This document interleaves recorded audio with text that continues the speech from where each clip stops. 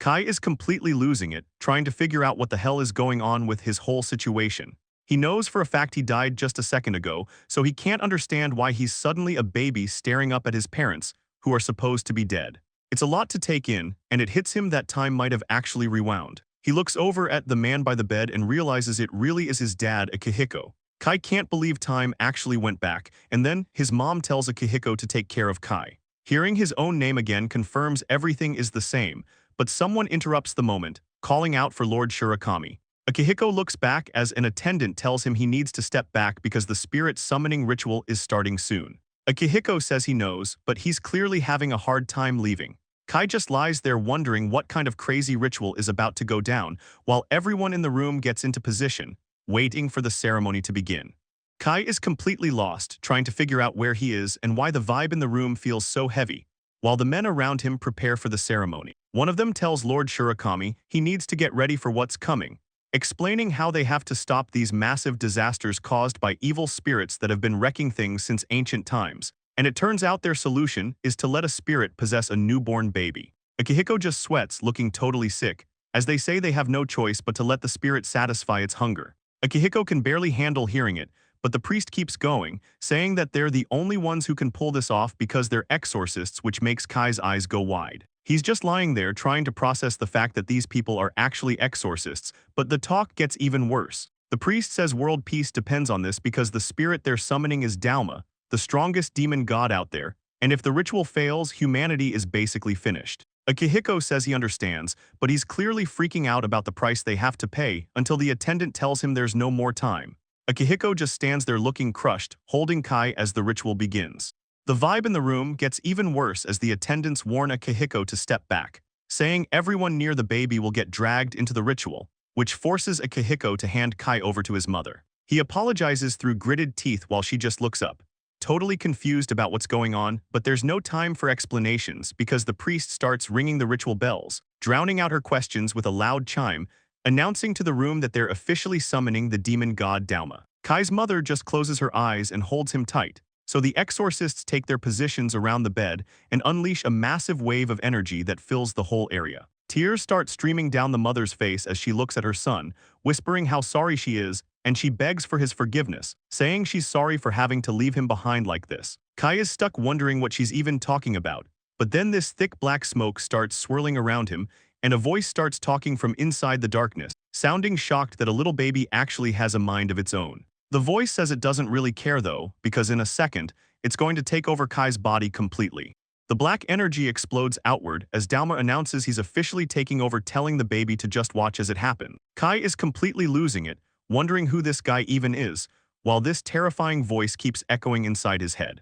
Dalma explains that because of his curse, Kai's mother is currently in her final moments. Kai screams out for his mom as the black energy lashes out and hits her directly, which even seems to catch Dalma off guard for a second. Kai realizes something awful is happening. This monster is actually going to kill his mother right in front of him.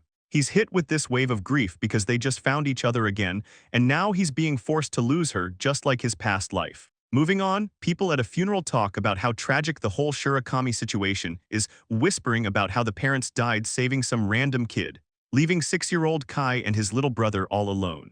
Flashback to Kai's past life, where a guy catches him looking through things and yells his name, asking what he's doing, and if he really thinks they don't care about them at all. Kai's just standing there thinking about his parents, swearing that he doesn't want things to end up like they did before. Back in the present, he makes a vow to himself that this time around, he's actually going to protect his mother no matter what.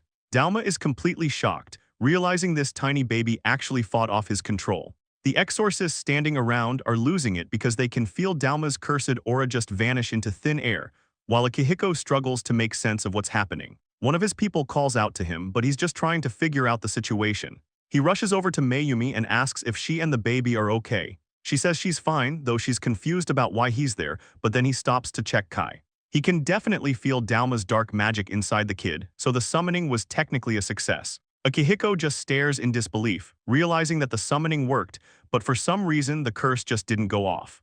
The elders are completely losing their minds, shouting about how this whole situation is a total anomaly. Someone calls out to Lord Akake, who's standing there looking stressed. He can't believe the curse didn't kill the mother like it was supposed to. He starts explaining the rules, saying a baby possessed by an evil spirit is always supposed to curse its own mother to death, and he makes it clear that there's never been a single time in history where this curse failed to trigger, especially since this curse comes from Dauma, who's literally the strongest and most fierce spirit out there. He goes on about how that kind of power should have dragged the midwives and priestesses to their deaths too, but for some reason it just didn't happen, and the elder finds the whole thing incredibly creepy. Akake decides the baby could lose control at any moment and says they have to get rid of him immediately, leaving Akihiko in total shock. Akihiko snaps back, asking what the hell Akake is even saying. He stands his ground and says he's not going to let them touch the kid. Down on the bed, Kai is watching the whole thing play out, thinking to himself that this Akake guy is a real bastard for trying to kill a baby. Akihiko can't believe what he's hearing. He repeats the elder's words back, asking if they seriously intend to just kill his son. Mayumi lets out a panicked yell for her husband. She's sweating and terrified because something is clearly going wrong with Kai. The guys in the room start losing it, shouting about a demon showing up. They can feel Dauma's heavy aura coming back even stronger than before. A massive swirl of black energy starts spinning right around the bed, and everyone's stunned that the spirit is actually manifesting like this. Dauma's voice echoes inside Kai's head, threatening to kill everyone in sight, but the baby's internal voice immediately shuts that down. Kai's mind screams at the spirit to stop. His sheer willpower creates a massive blast that hits the shadow head-on. Suddenly, everything goes completely quiet, and the attendants are standing there confused while Mayumi asks if the energy finally died down. The spirit is left in total shock. Dauma can't wrap his head around what he's sensing from this kid. Dauma starts to panic, wondering how it's even possible that his power can't take control of a tiny baby, and Kai realizes he's actually the one in charge. He's pretty shocked that his own will is strong enough to stop a legendary spirit's rampage. Akake stands his ground, telling Akihiko that he's literally risking his life just to say this, but he repeats that the baby needs to be killed. Akihiko doesn't want to hear it and snaps back with a look of pure anger. He tells the guy he's already said no, and he absolutely refuses to go through with it. Just then, Lord Jinzen walks into the room and tells everyone to just pipe down for a second, making the others realize someone important just showed up. Jinzen starts explaining that the tradition for this summoning ritual has always been the same. They just have to deal with the curse for 7 years until the spirit goes quiet, and this is the standard way things are done until the spirit finally leaves the body of the host. Akihiko listens closely as the reality sets in, realizing they basically have no choice but to wait and see how things go until his son's 7th birthday. Akake gets petty and asks Jinzen if he's only being soft because he has a daughter of his own now, but Jinzen just tells him to keep his personal feelings out of professional business. While the adults argue, Dauma's spirit starts acting up again inside Kai's mind, calling the baby a brat and trying to get his attention.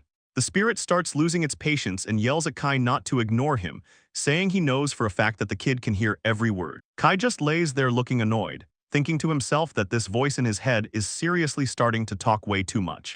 Dauma shouts that he's not just some voice and introduces himself as the demon god, which totally catches Kai off guard. Kai can't believe the spirit actually heard his thoughts, but Dauma is already demanding to know what kind of baby he's supposed to be later on. Akihiko walks into the room and tells Mayumi he finally sent all the ritual staff home for the night. Mayumi just nods along while resting, but she clearly has something heavy on her mind. She looks at her husband and tells him he's probably not going to believe what she's about to say, making Akihiko stop and pay close attention. Mayumi explains that while she was holding Kai earlier, she felt a tiny spark of light magic coming from him. Kai just stares up at her with a blank look, having no idea what she's talking about. Akihiko gets a serious look on his face and admits that he actually felt the exact same thing. He figures that since they were the only ones standing right next to Kai when the demon's dark energy faded, they were the only ones who noticed the shift. The thought of light and dark magic existing in one person is crazy to him. He mentions he's never even heard of someone having two powers that clash that much. He looks down at his son and starts to wonder what else the kid might be hiding. And he realizes right then that Kai might grow up to be someone way more powerful than anyone expected. Switching over to the news, a reporter gives an update on the demon attack, letting everyone know the exorcists finally have the whole scene under control. The news reports say things are staying quiet with no major damage, and just like that, 4 years go by. The broadcast warns everyone that spirits can show up anywhere in their daily lives, so people need to stay sharp to stay safe. This is Tokyo, the city where Kai is living his new life, but the place is totally different from the normal world he remembers from before. In this world, everything is ruled by magic and people have to spend their lives fighting off threats called Ryama. Akihiko looks at his son and sighs, telling Kai he never changes, since the kid is always totally glued to anything related to exorcists. Kai just looks up at his dad while holding a huge stack of books, and he says it makes sense for him to be interested, since they come from a long line of exorcists and both his parents are in the business. He's determined to study as much as he can now so he can grow up to be a great exorcist himself one day. Akihiko gets a bit more serious and tells Kai to listen closely, asking if he really understands how dangerous the demons they face are. Akihiko nods and Kai points out that since things are so dangerous, that's exactly why exorcists have to fight to keep the world safe. But his dad reminds him it's not that simple, saying even the pros can't just walk in and take down demons without a struggle. He looks Kai right in the eyes and warns him that this job is life-threatening. You don't just get hurt, you can actually die out there. So he really wants Kai to think twice about what he wants to do with his life. Kai looks down for a second, then looks back up and says the reason he's doing this is so he can protect both his dad and his mom when things get bad. With a serious look on his face, the kid tells his father that he just wants to get stronger. The heavy mood breaks as Kai runs off toward the door, shouting that he's heading out to play. His mother, Mayumi, sees him bolting for the yard and tells him to be careful. Kai just yells back a quick confirmation while Akihiko watches him go, telling Mayumi that the kid says some pretty deep stuff for his age, but it's still nice to see him just being a normal kid. Mayumi just smiles and asks if Kai is back to talking about being an exorcist again. Akihiko watches his son go and says it makes total sense since their family comes from a long line of exorcists, and on top of that, they're one of the 7 great families, so he just hopes the kid isn't feeling too much pressure. Kai reaches a quiet spot by the river and stops for a second. He's finally alone and ready to start. The kid realizes they're finally far enough from the house when Dalma's voice suddenly calls out to him. The spirit asks if they're really going to do that again today. Kai doesn't say anything, but he looks up and asks if Dalma is going to keep him company, which the spirit actually agrees to. Dalma acts like he's just doing it to kill some time, acting all bored while his energy starts to leak out. But then he laughs it off and asks if Kai really thought he'd be that nice. Right then, dark power starts blowing up everywhere. Dalma asks if the kid is seriously trying for another takeover, but Kai just tells him to give it a rest. The spirit tells him he should just give up as a massive wave of black energy sweeps across the area. Kai is sweating a bit but keeps his cool. He tells Dalma that stopping these attacks is basically second nature now, and he just stands there, totally ready, telling the spirit to go ahead and give it its best shot. Dalma scoffs and gets right in his face, reminding the kid that he used to be way more desperate to survive when he was just a baby. The spirit thinks Kai is getting way too cocky lately, but the kid just shrugs it off while they walk through the woods together. Kai looks pretty exhausted with the whole situation. He wonders if anyone realizes how many of these takeover attempts he's had to fight off since the very day he was born, back when the spirit tried to take advantage of every little opening it could find. A flashback shows a massive roar shaking the room as dark energy starts to explode everywhere. Dalma's spirit form towers over the baby and Mayumi, screaming that his power is surging and he's finally taking over the kid's body for good. But even as a newborn, Kai wasn't having it. He let out a burst of his own power, determined not to let the spirit win. Stuck in his crib, the kid was already bored out of his mind, annoyed that he couldn't move and wondering why babies have so much free time. Even when Kai was just a baby, the spirit was always hovering over his crib, asking if he should just take over the kid's body to kill some time, and the kid had to blast out his own energy just to keep him away. There was no way he was letting some ghost win while he was busy. Later on, while practicing his crawling with his dad cheering him on, the spirit would show up again trying to distract him, but the demon just wouldn't quit. It even offered to take over Kai's body, just to help him finish his crawling practice. Kai wasn't having any of it and actually stood up on his own just to spite the spirit. His parents were totally shocked to see him up so early. Dalma kept trying every trick he could think of, like waiting for the kid to get distracted by the TV, but it never worked out. The spirit would get frustrated because Kai only seemed to lose focus during the boring shows he didn't even care about. Dalma would even try to strike when the kid was sleepy. But after dealing with it so much, Kai just got used to the constant harassment, and eventually, the attacks started slowing down.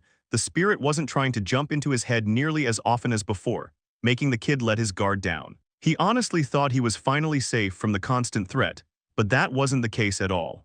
Dalma looks down with a smug grin, scoffing that Kai is being naive if he thinks she's done. Because she hasn't given up at all, she promises to snatch his body the second she sees even a tiny opening. The two of them just hang out together in the shade of the trees while Kai takes a break on the grass. Suddenly, Dalma starts coaching him, yelling at him not to use the recoil since it's messing up his tempo, making Kai look up and mention how weird it is that she's helping so much for someone trying to steal his life. Dalma completely loses her cool and starts blushing, shouting that she definitely isn't trying to be helpful at all. She rants about how there's no point in training a brat, and she's only waiting for him to get tired, so Kai just thanks her anyway, telling her it's a big help while she tries to play it off as nothing.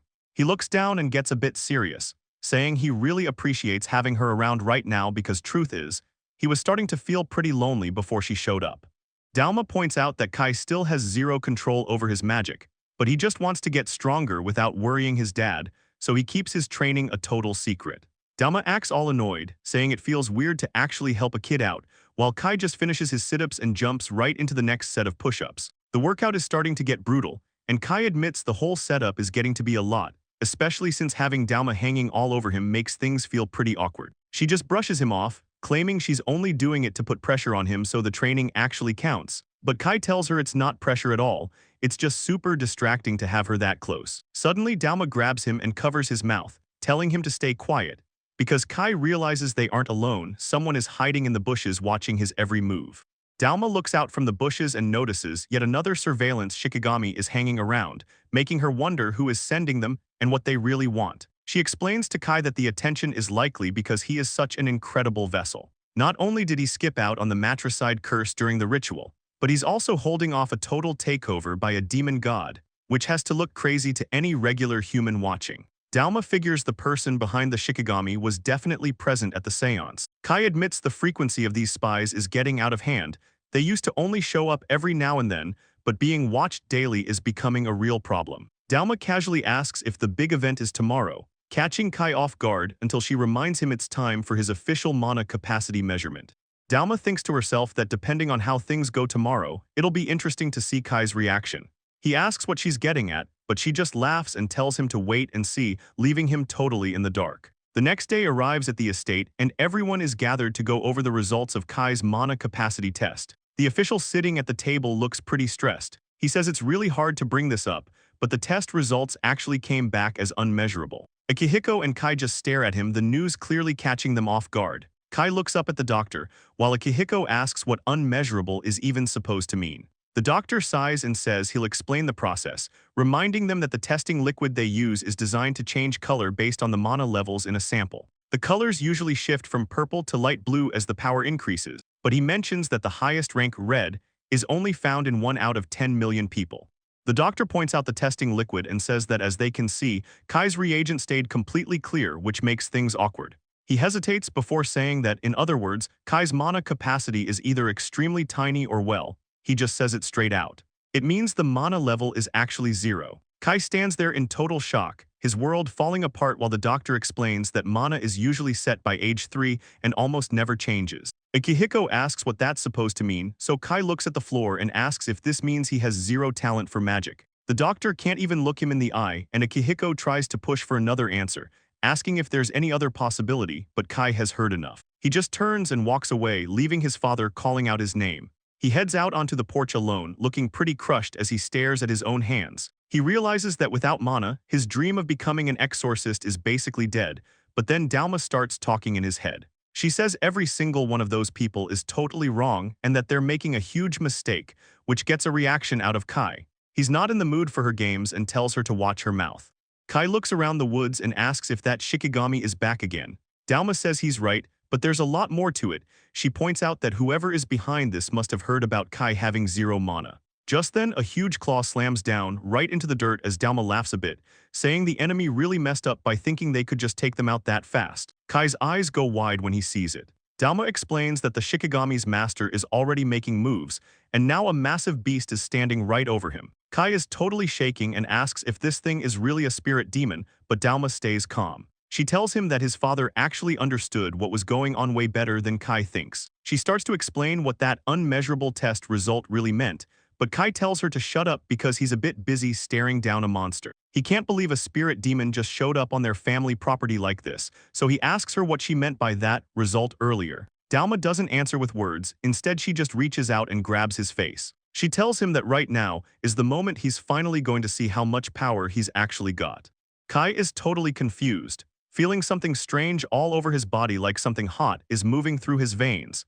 Dalma explains that to use these magic techniques, you have to actually engrave the formulas directly into your body. She looks at him and mentions one specific lightning move called Rego. She smiles a bit, telling him she just finished pouring that exact formula into him right now. Dalma points her finger toward the massive beast and tells him to take that new technique and use it to take the monster down. Kai looks tiny standing next to the creature's massive claws, but he starts to freak out, yelling that he doesn't even have the magic power to pull a move like that off. Dalma just scoffs at him, asking if he's really going to keep making that same excuse while telling him that if he really can't do it, then protecting anything is going to be completely impossible for him. She reminds him that his promise to protect his parents was so strong it even broke her own control over him earlier.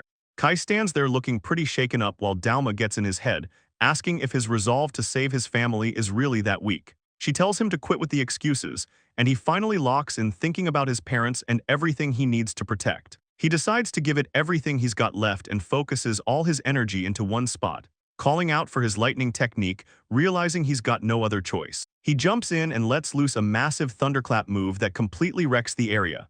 As the smoke clears, Dalma just scoffs at the destruction, acting like it's no big deal. She leans right on Kai's head while he's standing there exhausted, laughing at the fact that everyone thought this kid had no talent. They both look out at the massive crater he just made, and she says there's no way any normal test could ever measure power like this. She looks him right in the eye and tells him he's going to end up being a legendary exorcist, promising that she'll be right there to watch him take over everything on his way to the top. A bit later, the adults show up to the scene and just stare at the giant hole in the ground, completely clueless about what went down. One of the girls reports to her master that, judging by the tracks, a spirit demon definitely broke in.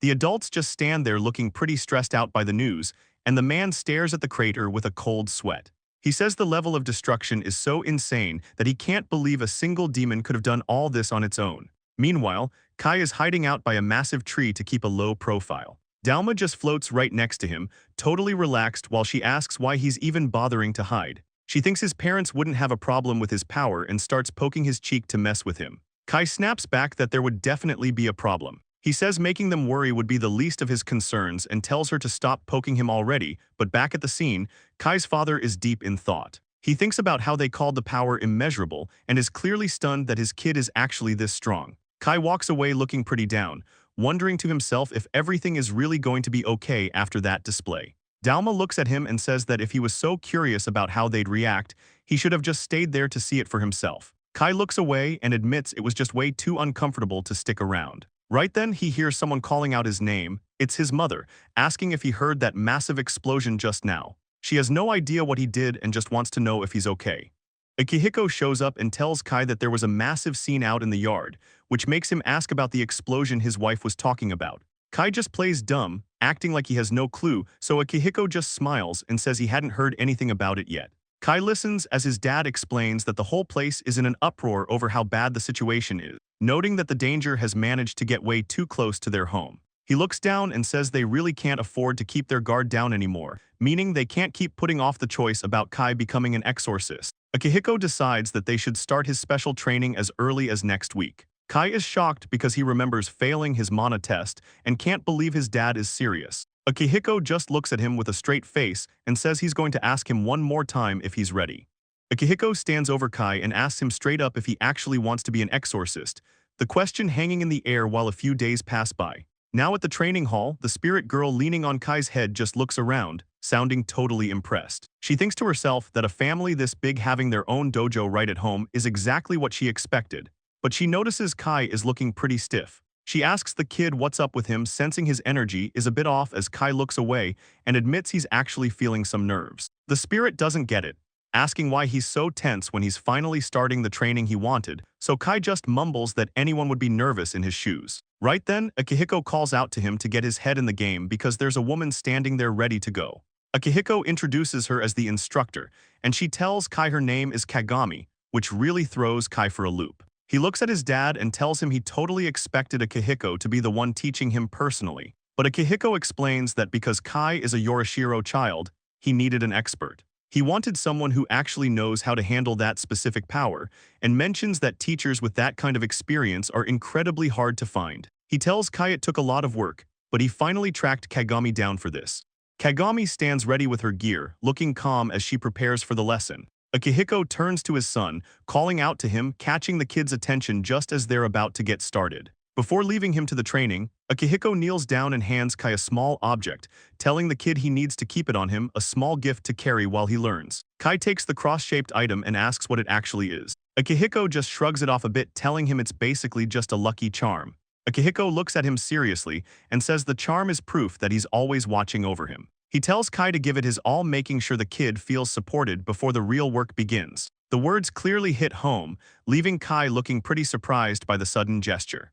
He nods back with a lot of energy, promising to do his best. Akihiko walks out of the room and leaves them to it. As he disappears through the door, the spirit girl floating by Kai's side notices his face and asks the kid what's going through his head, sensing his mood shift as she starts teasing him, asking if he's feeling down just because his dad left the room. She tells him not to worry since he's still got her around, acting like she's the only partner he needs. Kai just sighs to himself, thinking about how she's totally killing the vibe right when he was finally getting focused. Suddenly, a voice calls out his name. Kai spins around to see who's talking to him, wondering what's coming next when he sees Kagami drop down in a full formal bow on the floor. She thanks him for the time and says she's looking forward to working together, leaving Kai standing there feeling completely awkward.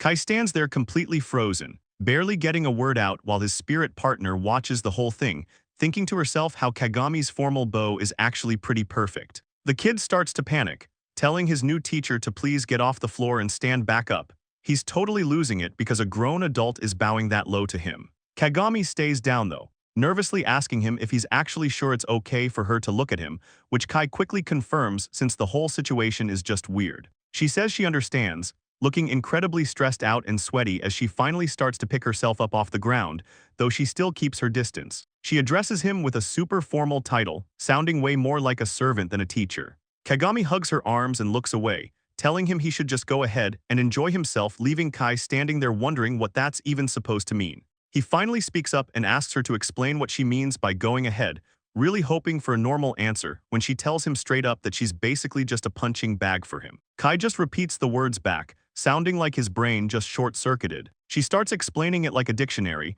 saying a punching bag is just something used for practice, telling the kid he's free to hit or kick her whenever he wants. Kai just breaks out into a sweat, telling her he definitely knows what the word means, but that doesn't change how crazy this entire lesson is turning out to be. Kagami starts panicking and apologizing like crazy. She asks if he just didn't like the idea of her being a standing punching bag and offers to be a hanging one instead. Kai just stands there looking completely stressed out by her reaction. He quickly tells her that's not what he meant at all, but she stops in her tracks when he finally says it. He tells her straight up that he wants to become an exorcist. The kid bows down deep to his new teacher, asking her if she can teach him everything from the very beginning. He even gives her the formal "please take care of me" line, which leaves Kagami staring at him in total disbelief. She starts sweating, wondering to herself if this kid is even really a possessed child with how he's acting. She looks down at her equipment case and lets out a groan, apologizing again for how she's been acting, but then she starts to get her professional vibe back. She tells him that if he's serious about learning, she can definitely handle it since that's exactly what she's best at. As she looks through her gear, she mumbles to herself about the proper terms, saying that demon-possessed is actually a pretty rude thing to call kids like him, and they should be called vessel children instead. A cold memory flashes through her mind, repeating the harsh claim that these kids are nothing more than demon-possessed things, leading back to a moment from her past where someone looked down on her, asking the little girl who she thought she was trying to give anyone guidance. A dark memory hits Kagami. She remembers being tied up and hung from a rope, while someone told her that from then on she was nothing but a target for practice.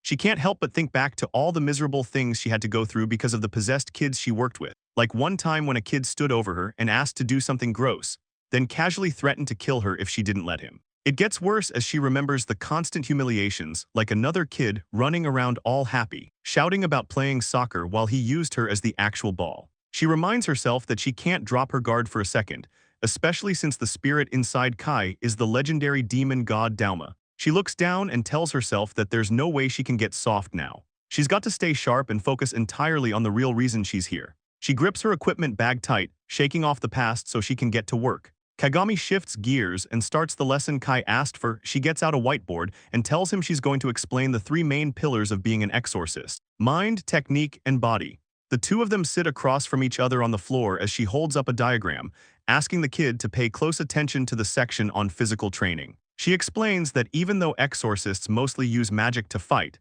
they still need to learn martial arts to build up their bodies. Kagami goes over the basics, explaining that technique is the foundation for every exorcist. It's all about using specific forms to turn magic into elements like fire or lightning. She mentions mind is a whole different level though, since it gives physical form to your thoughts and only a few lucky people can actually pull it off. She holds up a board with some simple drawings to show how mind, technique, and body all work together, telling Kai that for now, they're just focusing on martial arts. She explains that they'll worry about the magic side once he actually develops some power, especially since he's way too young to even try that stuff yet.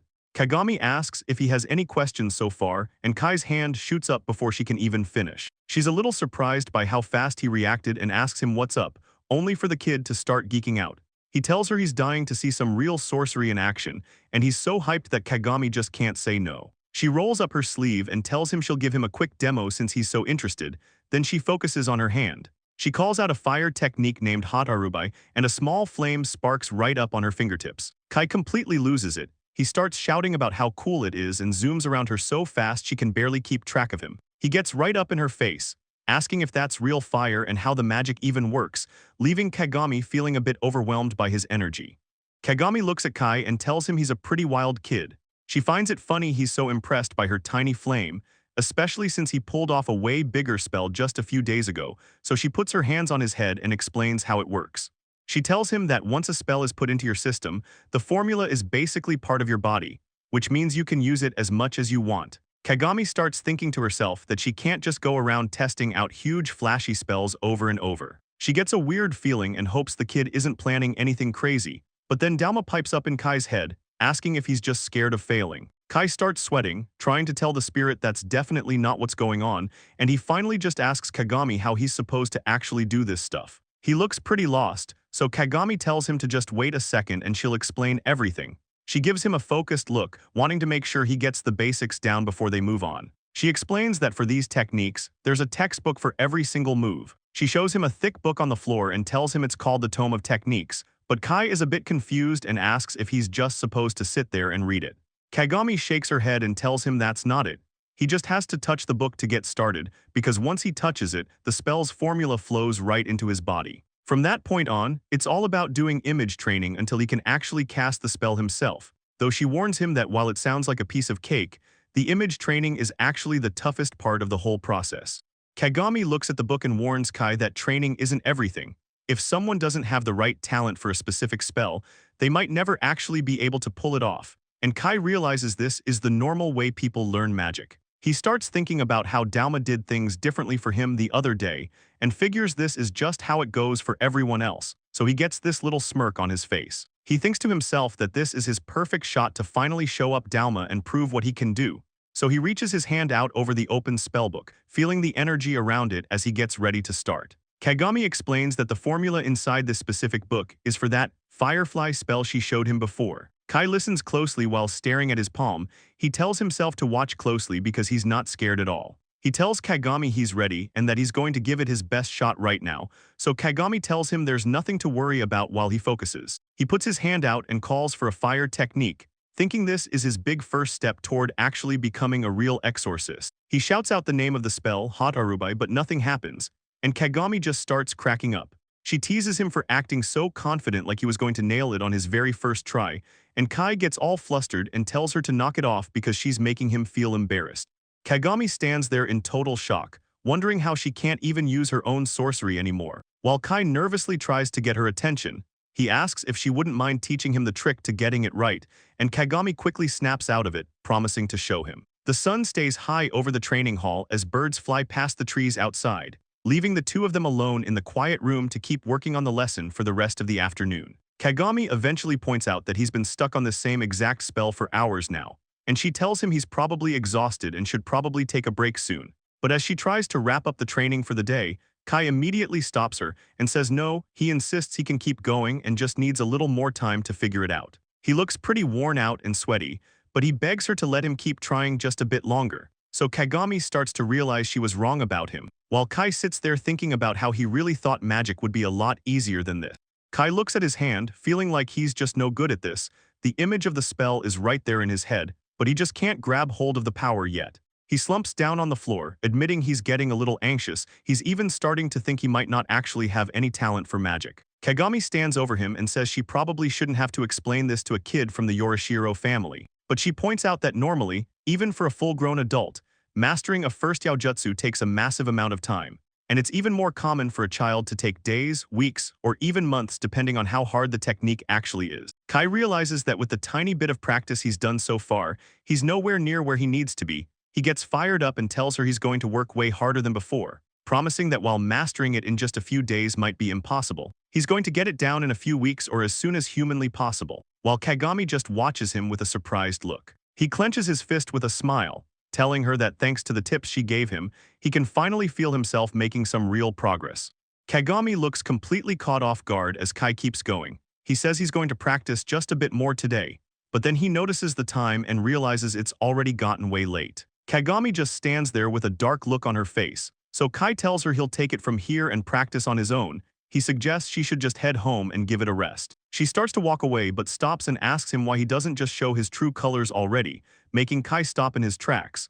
She looks down at him and says there's no way a kid possessed by a demon actually can't use dark magic. Kai looks up at her in total shock while she asks what he's trying to pull by pretending to be a normal kid. She even asks if he's just having fun messing with her. She looks pretty annoyed and tells him that the only reason she even came here was to see his true nature as a demon-possessed child. Kagami tells him to cut the crap and stop acting like he actually wants to be an exorcist, and she adds that he should just act arrogant and reckless like all the other demon-possessed kids always do. Leaving Kai scrambling to get her to wait, he asks what she means by saying like before and tries to get an answer, but Kagami just looks away, telling him that every single demon-possessed kid she's ever dealt with has been exactly like that. Kagami looks down, sounding pretty rough as she says that to kids possessed by demons, humans are basically just toys to play with, leading into her saying that for them, being mean and hurting people is just a normal way of saying hello. Kai just stands there looking completely shocked, while she describes how those kids would tie people up for target practice just for fun, claiming that hurting others was their only real pleasure. Kagami gets this dark look on her face and snaps at him, asking if he's actually just like all the rest of those monsters. But Kai isn't having it. He shouts back that he isn't like that at all and steps toward her, catching her totally off guard. He looks her dead in the eye and tells her he'd never do something that messed up to her. And while he admits he's a demon-possessed kid, he makes it clear he's standing there because he chose to be. It's his own free will. And Kagami looks like she's been punched as Kai tells her that his heart isn't being controlled by anyone or anything. Kai looks down at the ground and starts to explain the real reason he wants to become an exorcist in the first place. And he thinks back to his parents protecting him since he was a baby. He tells her he finally sees how much they cared and how that's something he could never replace. Kai looks at a photo of his new family and says it's hard to explain, but the fact that he's even here right now is basically a miracle. He thinks back to the tragedy of his past life and admits he's terrified of losing the people he loves all over again.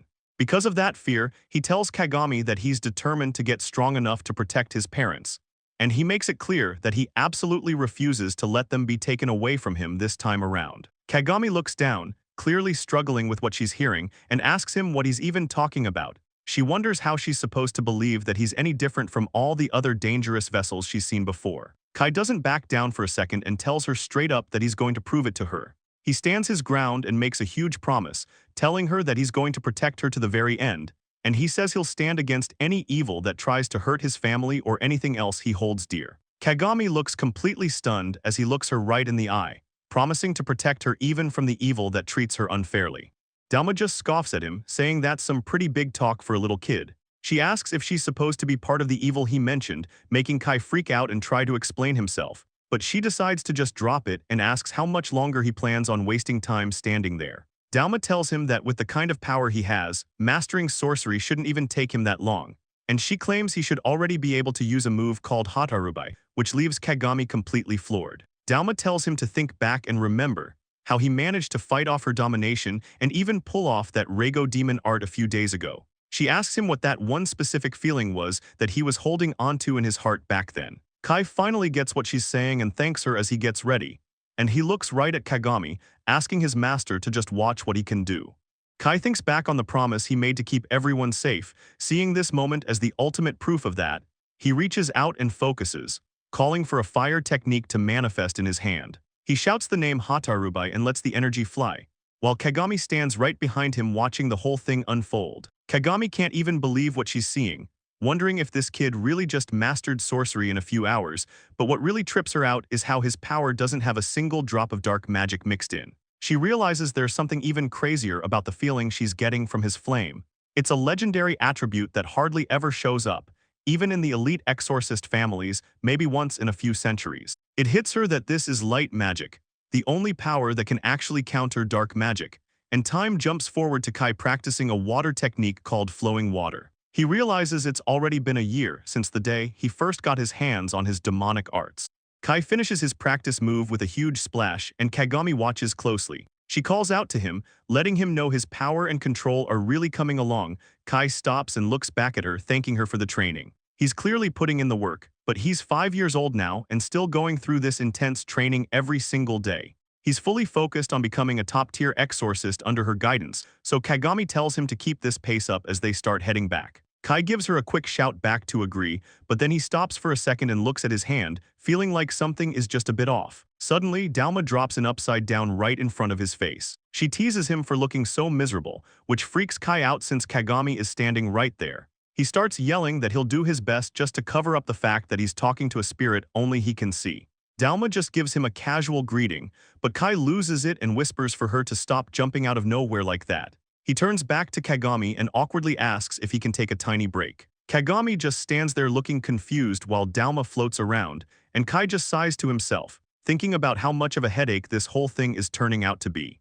Dalma floats over to Kai and points out that he's been looking pretty down lately. She says that even trying to take over his body isn't fun anymore and asks what's bothering him. Kai just looks away and starts questioning if he's actually doing all right. He says he's learned a ton of demon arts over the last year, but as he practices his magic, he admits he doesn't feel like he's making any real progress. He feels like he's just going through the motions, because none of his new spells feel as powerful as the very first one he used, and he can't stop thinking about the time he lost control and blasted Kagami away.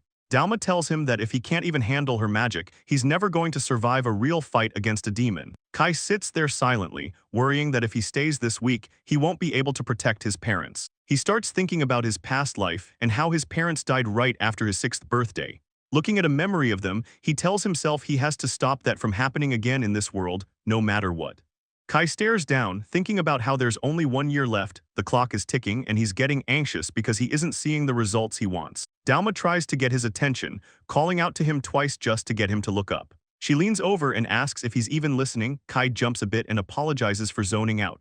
Dalma starts teasing him, wondering if he's just acting out because he's lonely without his parents around, but Kai tells her he's actually seriously worried about his progress. She just thinks it's hilarious how a 5-year-old is acting so grown-up. She decides to tell him a little secret for no particular reason, leaning in close as she mentions that the most famous exorcist in history didn't even start using magic until he was over 4 years old. Dalma asks Kai exactly how old he was when he first used his powers. Kai realizes his situation is actually a pretty huge deal. He starts to ask what that means for him, but then a bigger realization hits him and Dalma finishes his thought, telling him that today is a very special day for him. Kai walks down the hallway of the estate, thinking about how today is officially his 5th birthday and Dalma is right behind him, teasing him about his sour expression. She says he's going to hurt everyone's feelings if he looks like that after all their hard work, so Kai just asks her what she's even talking about while he slides the door open. Suddenly someone calls his name and party poppers go off right in his face, confetti flies everywhere, and he just stands there totally frozen. His parents are right there waiting for him. Akihiko and Mayumi both shout happy birthday while sitting by a huge cake they got for the occasion. Kai takes a second to process the surprise before giving them a big smile and thanking them for everything, but Mayumi is already hyped up, talking about how amazing and delicious the cake looks. Akihiko laughs and starts wondering how they should even cut it up. The whole vibe is great, except as Kai watches his mom cut the cake, he starts feeling a wave of guilt. He thinks to himself that he's sorry to both of them because even though they went through all this trouble just for him, he's too stressed about his lack of progress to actually enjoy the party. Kai is just trying to hold his plate, but Dalma is busy messing with his hair. He finally snaps and tells her to cut it out.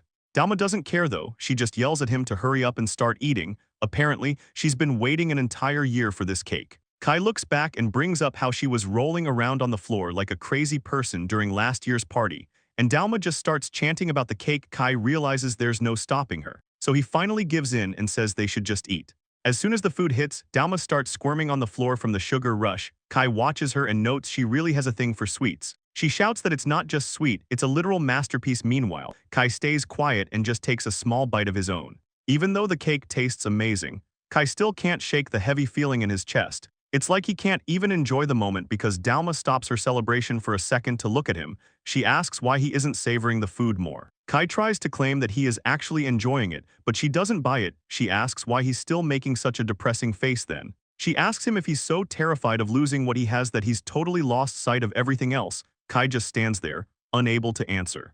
Kai is stuck in his head with a shadow over his face, but Dalma snaps him out of it by sliding a plate over. She tells him to quit moping because there's a real meal to eat, not just the sweets, and asks if he can actually see the precious stuff right in front of his eyes. She sets down a plate of omuris that's been decorated to look like a little bear, which immediately triggers a memory of a voice shouting "Tada!"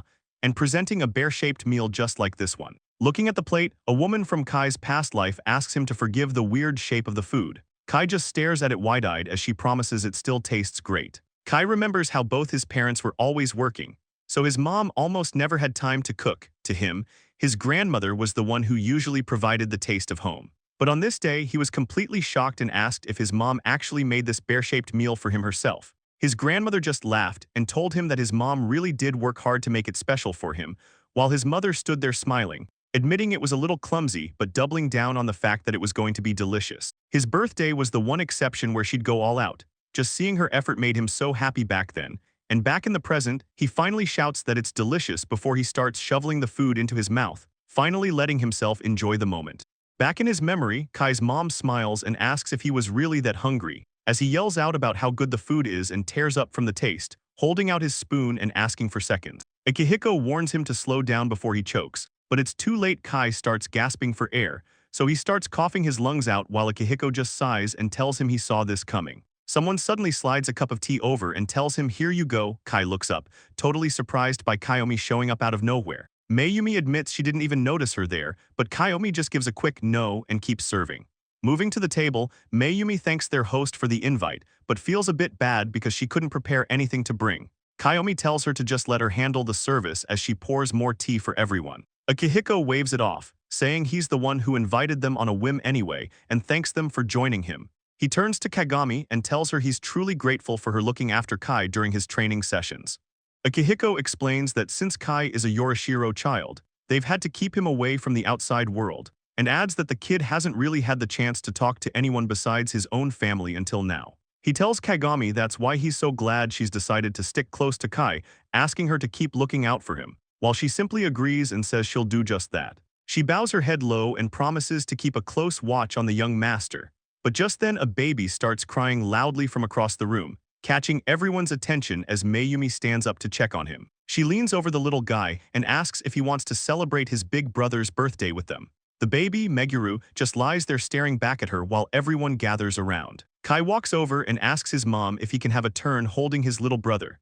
But seeing the infant makes him think back to his old life, remembering how he and his sister were always fighting after they lost their parents. Kai thinks back to how he and his sister were basically strangers in his past life. He feels bad for not being a better big brother to her, but Meguru reaches out and makes a happy little noise, which makes Mayumi laugh and say the baby clearly loves her big brother. Looking down at the infant, Kai realizes that in this new world he has a real shot at changing the future with Meguru. And watching the baby sleep, he makes a silent promise to actually cherish his sibling this time around. Akihiko watches them, looking surprised at how well they're getting along. Kagami tells everyone they're almost at Meguru's room, and as the baby looks up curious, Dalma starts to pipe up about how things are totally different now compared to when Kai was just a little baby himself. Kai asks if he was really that different, thinking he was actually pretty innocent back then. But Dalma shuts that down fast, reminding him that as a baby, Kai had the intense look of a hardcore monk who did nothing but train all day, which leads to a flashback of Kai looking terrifyingly serious as an infant, making him yell that he definitely wasn't that grim. Kai thinks that if he was such a serious baby, it was probably Dalma's fault for hanging around. Meanwhile, Dalma's just waiting for any chance to take over. Dalma whispers a quick thanks, which catches Kagami off guard. She looks back wondering where that sound came from. As Kagami carries Meguru down the hall, Kai figures she's just trying to distract him. He thinks she wants to keep his mind off worrying about his mom, so Dalma starts to say something else but then brushes it off as nothing. He tells Kai he was mostly just having a good time teasing him. Kai looks up with a curious expression when Dalma's voice gets serious, The spirit tells him there's something way more important they need to discuss. Dalma asks the kid what he thinks about the current situation, but Kai's just confused. He sits there wondering what Dalma is even getting at. Dalma asks Kai if he hasn't noticed anything yet, pointing out that something is definitely up with Kagami. He explains that her behavior since she got to the house has been weird, and sitting in the back, Kagami looks almost like a different person. Dalma mentions he's felt like her attitude was a bit off before, but this time it's hard to ignore. He says this is the first time she's being so blatant about it, and he's convinced she's hiding some kind of secret motive. Dalma wonders if everything happening right now was actually planned out. Meanwhile, Kagami tells Meguru to stay close as she leads him away, leaving the door to slide open suddenly, catching Kai completely off guard. He looks down the hall only to see Akake standing there with a heavy vibe. Kai nervously asks who the guy is, but the man ignores him. He just looks at Kagami and tells her she did a good job. Kagami looks completely drained and just quietly acknowledges him as Mr. Akake. She's clearly tense having him around. Kai tries asking her again who this person is. It's starting to click for him that he's definitely seen this face somewhere before. Akake steps forward and mentions he's heard plenty about the kid from Kagami. He says he doesn't quite get the logic behind how it works, but it's obvious to him that Kai isn't under Dalma's control like he's supposed to be. The two of them just stare each other down from across the room. Kai's heart sinks as he asks how this guy could possibly know about Dalma. The fact that a stranger is using that name is terrifying. The memory finally hits him. Kai realizes this is the same man who was standing there the very moment he was born into this world. Akake stares him down, thinking about how weird it is. He's shocked that the deadly curse from the summoning ritual hasn't even started yet. Kai starts sweating as the memory finally clicks. He realizes the guy standing there is the head of the 7 great noble families. Akake doesn't show any emotion at all. He just looks down and coldly says that the kid has to be disposed of. Kagami suddenly snaps into action and yells at Kai to get back. She quickly grabs Meguru and pulls her away from him, making Akake raise his hand and blast a massive wave of dark energy across the entire room. The force of it is insane and Akake just keeps the pressure on, telling Kagami to get it done. She looks down with a heavy expression and just says yes. Kai is stuck there in total disbelief. He can't believe his own teacher is actually turning on him like this. He collapses to the floor and asks what the hell is even going on. He just doesn't get why they're doing this to him. But then he looks over at Meguru. Even in this mess, his first thought is making sure his sister is okay. He realizes that if he stays close to her, she's going to get caught in the crossfire. He knows he needs to lead the fight away, so while Meguru is there crying her eyes out, Kai pulls himself together.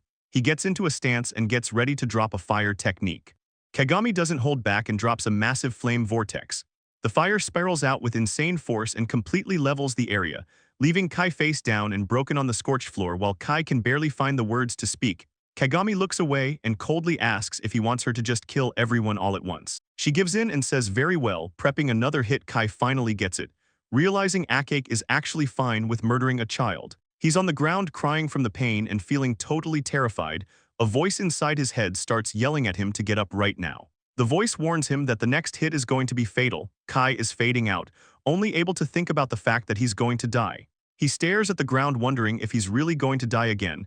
It feels just as pointless as the way he went out in his past life. Kagami raises her hand to finish him with one last fire spell. Kai keeps telling himself to move, but his body just isn't listening, leaving him stuck there staring at the floor. He can't understand why he's totally paralyzed when his life is on the line. Everything goes quiet for a second. Then a voice suddenly speaks up and asks him what he thinks he's even trying to do. Akake stands at the end of the hallway and calls out to Kagami. He asks if her stepping in counts as a rebellion against him, considering he's the one paying her, which makes Kagami look down. Totally conflicted, she tries to show some respect while explaining her side. But she's clearly struggling to find the right words as Akake points his hand toward them and snaps. He tells her she's completely ignoring her actual job, which was just to test out Kai's power levels. But Kagami just stands there with her back turned. She thinks to herself about this secret feeling she's been hiding deep in her heart for a long time. She looks at Kai and promises to protect him until the very end, even from people trying to hurt him. She thinks about how much she wanted her hope in him to be real, leaving Kai looking up at her in total shock. She thinks about how many times she had to stop herself from believing in him, but it's getting harder because she keeps reminding herself that she shouldn't get close after all. This kid is supposed to be the vessel for the demon god Dalma. Her expression softens as she thinks about how things keep playing out the same way, no matter how much she fights it. The same cycle repeats, and she realizes she can't keep lying to herself anymore. That small feeling she had has finally turned into a real belief that she can't ignore. Kagami stands firm and tells Akake that she's been watching Kai for a whole year on his orders. But now, Everything is about to change. Akake stands there looking down, explaining that Kai is a special kind of vessel child like they've never seen before. He says he totally gets why people are worried about the kid causing a massive disaster. But Kagami keeps Kai close while she talks back to Akake. She asks if he's noticed that in the last 5 years, absolutely nothing bad has actually happened because of the kid. She starts sweating as she stares him down, trying to make him understand. She insists that Kai isn't some dangerous person or an enemy to their ways. Kagami stands her ground in front of Kai and throws out a different idea. She suggests that instead of a monster, Kai might actually be a savior they weren't expecting. And then she tells Akake she's got one more thing to report as a little bonus. She's not done making her point yet. Kai looks up at her in surprise while she keeps going. She says that before he's ever seen as a vessel for some demon, Kai is really just a normal kid who happens to be humble and kind. She admits he can be a little cheeky and tries to act like a grown-up, but he's still just a good boy. Akake isn't trying to hear any of that and starts up a flame technique. He lets loose a huge vortex of fire that fills the whole area. So Kagami moves fast and puts up a water wall to keep the flames back. She's doing everything she can to shield Kai from the heat. But suddenly Akake is right there behind her, looming over her shoulder. He mocks her for using such a weak wall and asks what she's even trying to do. Akake stands tall behind Kagami with a nasty look on his face. He's totally closing in on her, and he makes it clear he didn't ask for any of her ridiculous opinions, especially now that he's starting to charge up his power. He says it doesn't even matter who anyone is at this point. Suddenly, he lets loose his massive hellfire technique, sending a huge vortex of flames across the room so he can show her what happens when people defy him. He smiles while saying he'll just get rid of her and everyone else together. He looks down at the two of them, calling Kai the child of a heretical vessel and a traitor, and insists it's only right that they both burn in hell while he gets his hellfire attack ready again. Akake yells for them to be consumed as the flames roar toward them. It looks like it's over. But Kagami realizes they're in a really bad spot and knows she has to do something right now or they're both done for. She launches her water barrage, shooting out a ton of water needles to stop the fire. Akake stands over Kagami and reminds her that she's only a Class 2 exorcist, which is nothing compared to him. He brags about being the head of the Akake family and a high-ranking Class 4 no class. He asks if she's actually stupid enough to not realize what happens when someone tries to defy him. So Kagami sees him prepping another fire technique and realizes she's in a lot of trouble. She can barely react before he shouts flame wax prison, and these dark, burning branches wrap around her, locking her in place, and he tells her that if she wants to learn things the hard way, he's more than happy to show her. Akake winds up and slams a fist right into her stomach, telling her to take it as she gasps for air. He starts losing it, calling her name while laughing about how she's basically just a punching bag for him now. He keeps the insults coming, taunting her by asking if she enjoyed being a punching bag for the vessel kid too, while he looks down at them and mockingly asks if she's happy or if getting wrecked like this feels good. Akake grins as he pulls back for another hit, but a voice suddenly tells him to stop. He freezes mid-swing, looking confused while Kagami stays trapped and Kai watches from the floor. Kai tells him that if he's being killed for being a heretic, then killing him should be enough, and he adds that Kagami shouldn't be involved in this at all. But Akake just looks at the kid and tells him that none of that really matters because he claims he's just handing out judgment to anyone who tries to mess with him. He goes on about how he needs to make people understand the consequences of turning against him, and Akake reveals that this even includes Kai's own father, Akihiko, which leaves the kid completely stunned. The guy admits that the whole heretic label was just a lie and he doesn't care about spirits, since his real goal is just making Akihiko pay, and he mockingly asks the kid if he thinks that's fair. Akake stands over the kid, wondering out loud why Mayumi is still alive. He doesn't get how she survived giving birth to a vessel, and he claims his soul actually felt at peace when he first heard she was pregnant with the Yorishiro child. Kai just stares at him, thinking the guy is a total psycho. Akake starts laughing, saying this is all just karma because Akihiko stole Mayumi away from him. It's clear now that the guy is just holding a massive grudge. He goes on about how he wanted to marry her, so Kai asks if this is all just about his dad. Akake grins like a maniac, admitting he was actually happy when he thought Mayumi was going to die. To him, it was the perfect way to make Akihiko suffer, losing the person he loved most right when he was happiest. But then the guy starts losing it, crying and shaking while he mumbles about how life isn't fair. He screams about how much he hates Akihiko for having a wife, kids, and all that talent without ever losing anything. He keeps spiraling, clutching his head and repeating that it's not fair over and over again, until he looks at Kai with these dead eyes. He reaches out, wondering if he'll be forgiven if he just takes one precious thing away from Akihiko. Kai realizes he's in a bad spot and can't let himself get caught. So he grunts and prepares a water technique, yelling out the move flowing water as the liquid swirls around him in a fast, protective circle. Akake just scoffs at the move, recognizing it as sorcery fueled by Dalma's power and calling Kai an annoying brat. The guy admits he wanted to take his time torturing Kai, but he's over it now, so he lets his dark energy explode outward, promising to burn every single one of them to ashes in a second. Kai feels his whole body start to freeze up again, but then Kagami catches him and screams his name. She calls out to Dalma, telling Kai that if he doesn't want to die, he has to surrender everything to her. Kai is totally lost and asks her what she's even talking about, which leads to her asking if he's slow before making it clear he needs to give up his entire body to her right now. She looks at him with this intense stare, saying she could wipe those fools out and turn them to ash instantly. Kai looks at Kagami in shock, putting the pieces together and asking if she really means she's going to take over his body. Kagami leans in close, telling him she'll leave everything to Dalma, the strongest evil spirit, because that would end this fight in a literal instant. She keeps her hands on his face, confirming that's the only way out of this mess since they don't have any other options.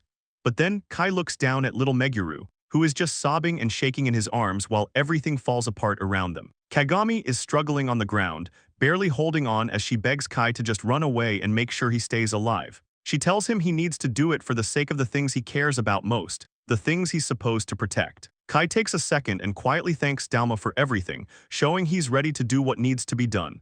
Dalma just brushes it off, acting like she didn't do any of this for the kid's sake and saying it doesn't really matter anyway. She asks Kai if he's just suspicious that she's going to steal his body for herself, and Kai admits that's definitely part of it. But he catches her off guard by telling her that the takeover isn't the only thing he's actually worried about right now. Kai stands there looking back at Kagami, realizing that Dalma isn't going to be around forever, and if he keeps relying on the spirit's power, he'll never actually grow on his own, which leads him to decide that he has to face his fears right here and now. He looks forward with a new kind of look in his eyes, knowing that if he doesn't step up, he won't ever be strong enough to protect his mom, his dad, or anyone else he cares about, so he just holds onto Meguru even tighter.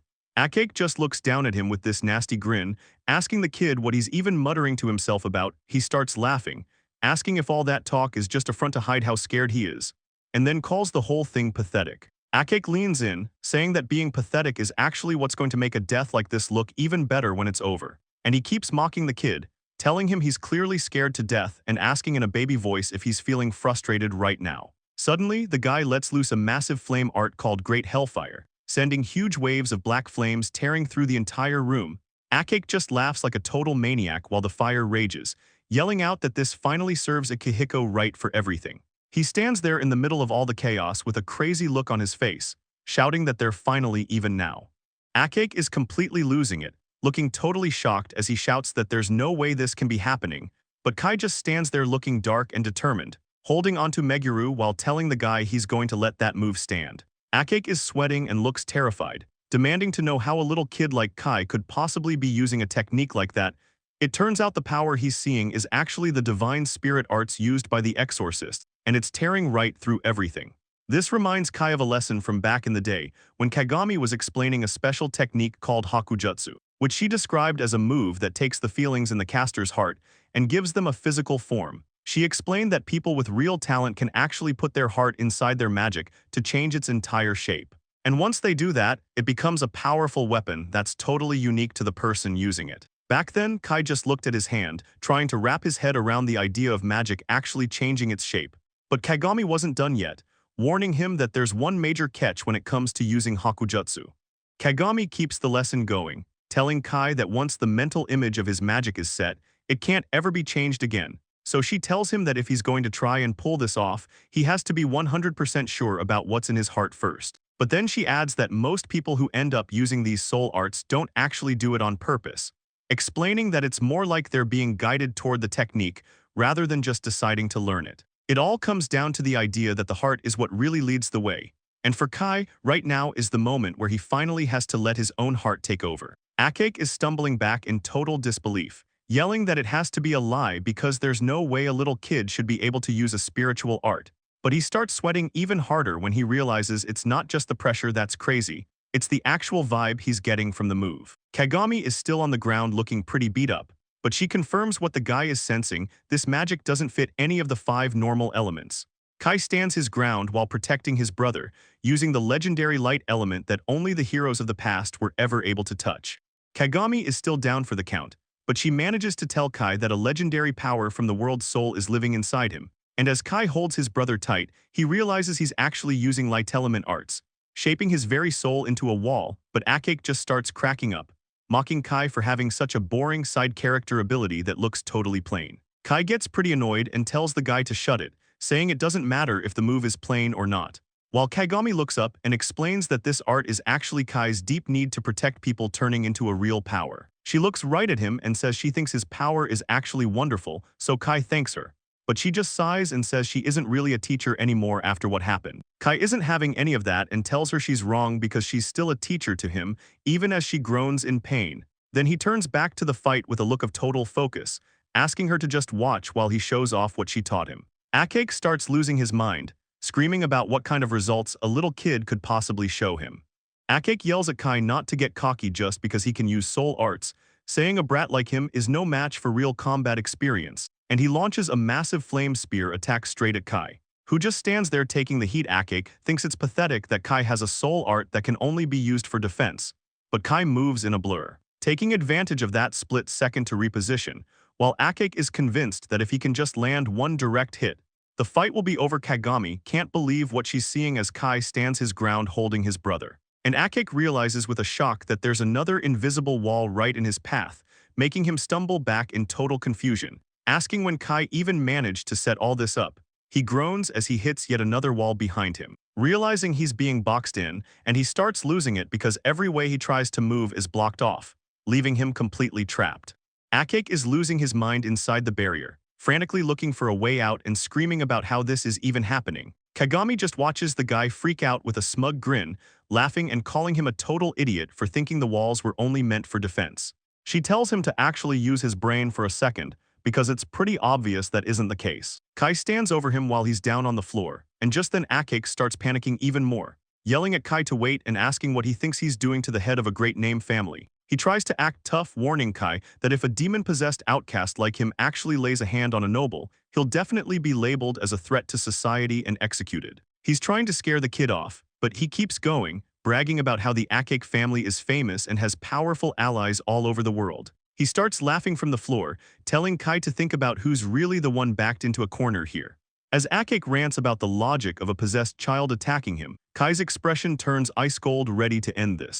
Akake mumbles from the floor about thinking things through logically, but Kai just stands over him, clenching his fist as lightning sparks around his arm. He yells that there's no way a 5-year-old would know anything about common sense, especially since he's busy using lightning sorcery to buff his entire body. Kagami watches him, mentioning that this power is the direct result of all that brutal training they did together. She looks at the kid and gives him a proud smile, calling the whole thing absolutely splendid. She tells him he isn't just some vessel for a spirit anymore, he's a real-deal exorcist now, and he's only going to get stronger as time goes on. She's honestly convinced that his potential is going to blow right past whatever she can imagine. Meanwhile, a young girl sits alone on a couch, quietly saying Kai's name to herself while she stares into her drink. A woman nearby speaks up, letting her know that Kai is actually on his way to see her right now.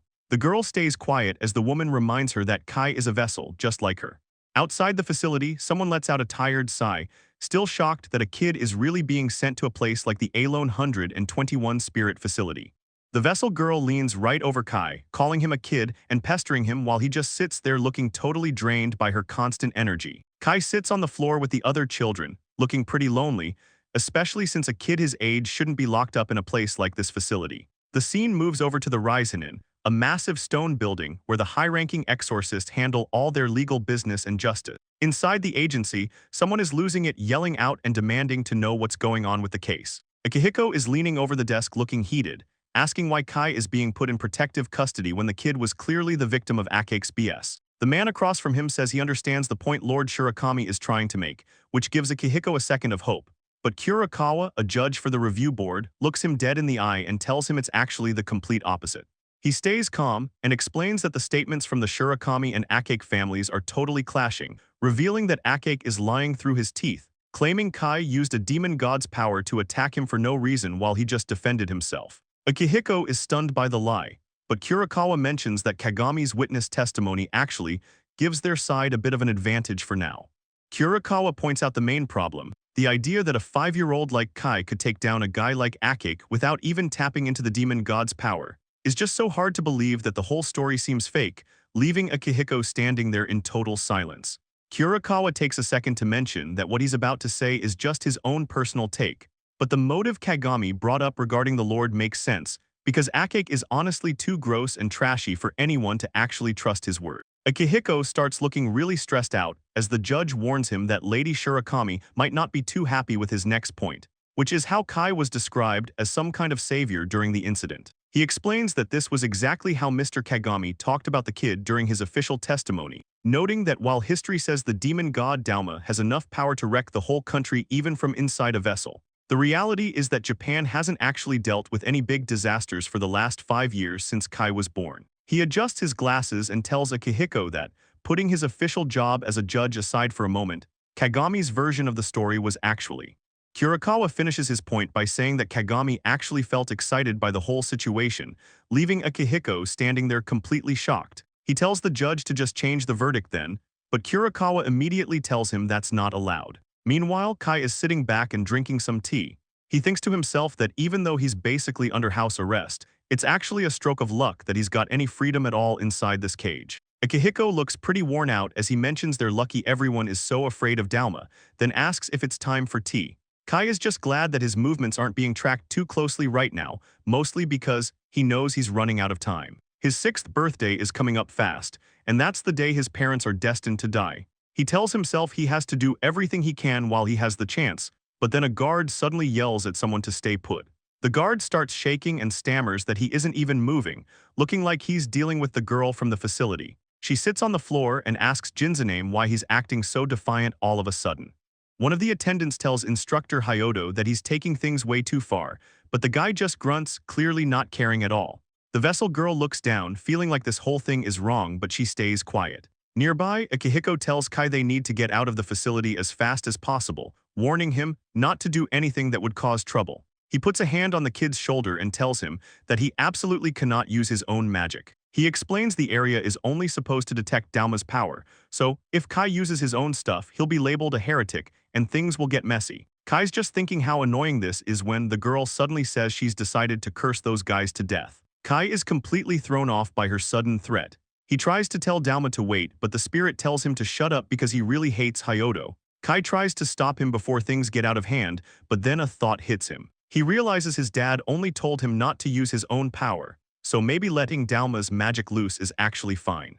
Kai looks totally stunned as Dauma suggests that since the kid is a vessel, it's only natural to let the spirit do whatever he wants. Dauma thinks a little bit of chaos is fine, which catches Kai off guard. He asks if the spirit is actually serious, but Dauma clarifies that murder is definitely off the table. It's been forever since Dauma got to stretch his legs, so he tells Kai to go ahead and let the magic flow. Kai realizes the spirit hasn't tried to steal his body in a while, and this is the first time they've actually used his power like this. Kai tries to stay in control by imagining the magic as just a small leak from a faucet, but he's already hitting his limit. He knows that if he lets even a little more slip, Dauma will crawl into his head and take over completely. Meanwhile, Hyodo is busy harassing a girl named Kanyama, accusing her of moving while she tries to tell him she didn't do a thing. The instructor gets a creepy look on his face and pinches her cheek hard, claiming she moved just a tiny bit while the girl groans in pain. An attendant finally steps in and tells Hyodo he's crossing the line, but the instructor doesn't care. He just grumbles about how he won't take any backtalk from anyone while he's teaching. One of the attendants looks over and gets worried, asking Instructor Hyodo what's going on with him because Hyodo is completely losing his cool, screaming at the top of his lungs about what he's seeing right in front of him. He's backed into a corner as this massive gate covered in heavy chains just appears out of nowhere, and the other guys are just sitting there totally confused. They tell him there's nothing there and ask what he's even talking about, but Hyodo keeps yelling. He's shaking and terrified, saying the thing is looking right at them while he asks if they can hear the noise it's making. The chains start rattling like crazy, and it sounds like something is trapped inside. Hyodo realizes whatever is behind those doors is trying to smash its way out right then. The vessel girl just looks at him like he's crazy, while Kai tells the instructor to get it together and stop freaking out. The attendants are still trying to figure out what he thinks is there. But then, a massive demon with huge horns shows up right in his face. Hyodo just collapses, screaming that it's a demon. The instructor's assistant starts screaming his head off while the other guy nearby panics and calls out to Hyodo because the dude is shaking, asking if the ogre is really gone for good. Kai just sits there looking at the guy like he's lost it. The vessel girl looks over at Kai and tells him he's way too much of a small fry for her to even waste her magic on. Kai thinks to himself that he's impressed Dalma could pull off something so precise, cursing one guy without anyone else noticing a thing. The girl calls Dalma amazing, and the spirit brags that a trick like that is nothing for someone as great as him. Kai's eyes go wide as he repeats the name Dalma, acting like he can't believe what he just heard while the spirit tells him he's got some serious guts for having the nerve to praise him like that. Suddenly, the girl just takes off and starts leaping away, leaving Kai sitting on the ground asking where she's going. He realizes that since Dalma didn't totally lose it and go on a rampage, he actually managed to avoid looking like a weirdo to everyone else. He's still trying to process everything when someone nearby speaks up, leaving him totally confused. Kai's head is spinning trying to figure out who that girl is. He's also low-key panicking wondering if that guy noticed the curse Dalma used. He tells himself he's gotta be extra careful from now on, while the instructor in the back tells everyone to stay out of trouble and avoid any drama. Kai decides his best bet is just to stay away from the vessel girl entirely. But then the next day the instructor tells everyone to pair up for a game, leaving Kai looking completely stressed out as the instructor starts announcing his partner for the drill. Someone in the crowd loses it when the instructor calls out Aim's name to be his partner, and she just stands there with a dead look on her face, ready for class, as the instructor gathers everyone together in the courtyard to get things moving. The group stands around in the open yard while the instructor tells them they're going to kick things off with a quick warm-up first. Once they're set, the order is given to start practicing their ball tossing, leaving Kai and Aim standing right across from each other. Kai is sweating bullets as he tries to be polite, awkwardly telling Aim it's nice to meet her. Aim just stares at him wondering what she's even supposed to do with this kid, giving him a really short and cold reply. Kai thinks they only ended up together because they were the last ones left right when he decided to stay away from her. Aim calls out to Kai and says it's her first time playing, so she's sorry if she ends up being terrible at it. Kai looks a little flustered and tells her it's actually his first time playing the game too, so they're in the same boat. Aim steps up and drills the ball with a kick so powerful it looks like it belongs in a different league entirely. Kai is completely blown away by the move. He can't believe a beginner could actually hit the sweet spot like that. He stands there staring at her, knowing that kind of leg strength definitely doesn't come from someone who's just starting out. Kai tells himself to keep it together and not lose his cool, then awkwardly says he'll take the next turn. He decides to just ignore the weird vibes for now and focuses on getting through the practice session without any drama. Aim stands there looking at the ground, trying to convince herself that what just happened with the ball was a total accident. She keeps repeating in her head that it was just a fluke she hit it that hard, clearly trying to hide whatever power she has. Kai stands there looking at Aim, wondering if she's actually had real combat training. It's the only thing that makes sense. If that's really the case, he knows he can't hold back anymore. He's gotta match her energy or get left behind. Kai reminds himself that he's been training like a madman since he was literally a baby, then he puts everything into a massive kick. The ball tears across the field like a rocket while the instructors stand on the sidelines, watching the whole thing unfold. One of the instructors looks completely panicked and calls out to Hyodo and Hibiya, saying that this situation is getting way out of hand. The guy on the right says they need to jump in and stop them right now, but the other instructor just hesitates, totally frozen up. As she watches him move, Aim realizes Kai isn't just some normal kid, there's something way deeper going on with him. But even with that realization, things aren't slowing down. Kai plants his foot and swings with enough force to warp the air. He keeps his focus locked in, remembering how Kagami-sensei taught him to never let his guard down even during a simple practice session. After all that intensity, the scene shifts over to the cafeteria, where the kids are finally taking a break to eat. Kai is just focused on his food, but Aim looks over at him pretty worried and asks if he should really keep doing that. She even calls him Kasuk. The vibe is getting tense, and a warning pops up saying things are looking bad while Aim covers her face, telling him to just wait a second. Someone begs him to stop, but the chopsticks are already moving, picking up a big slice of a shiitake mushroom. Kai doesn't care and stuffs it in his mouth, yelling about how delicious it is while someone in the back just loses it and starts screaming. Turns out Dalma, the spirit inside him, absolutely hates mushrooms, thinking they should be banned from stew, dumplings, and even spring rolls. Aim looks totally drained and slumped over on the table, realizing that even a terrifying demon god like Dalma has a weak point. Dalma tries to act tough and claims it's just a food preference, not a weakness, right as Kai lets out a massive burp. Moving on, Kai notices he's got the whole table to himself. He wonders if the other kids are scared to sit near him because of the spirit he's carrying. He looks back at the other students eating way far away and realizes it might just be because of how hard he went during training. People are definitely keeping their distance. Even with everyone staying away, Kai keeps his eyes on Aim. He's still thinking about her and how that match went down. Aim is sitting alone wondering what's up with that girl from before, but Kai suddenly walks up and asks if he can sit next to her, which gives her a total heart attack. She starts stammering and has to clear her throat to act normal. It's a bit of a shock because he showed up right when she was thinking about him. The two sit there in total silence, and Kai starts sweating because of how awkward it is, while Aim just notices how close he's sitting and suddenly Aim turns to him, asking if he's really the vessel for the ogre god Dalma, a question that catches Kai completely off guard. Kai looks pretty surprised by the question but just nods, nervously telling her that she's pretty much got it right.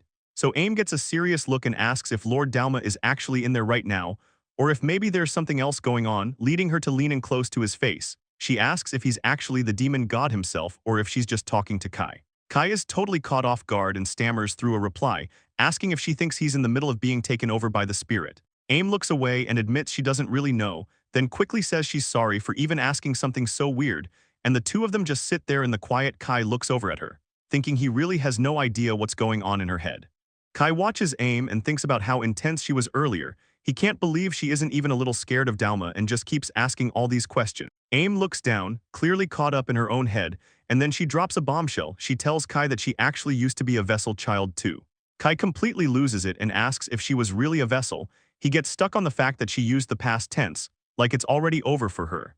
Aim explains that things change exactly 7 years after the ritual. That's when the spirit goes quiet and finally leaves the kid's body for good. She says she was picked to be a vessel a while back, but since she just turned 7, her job is officially done, and Kai starts putting the pieces together. He looks at her and asks if that's the real reason she's still hanging around the facility right now.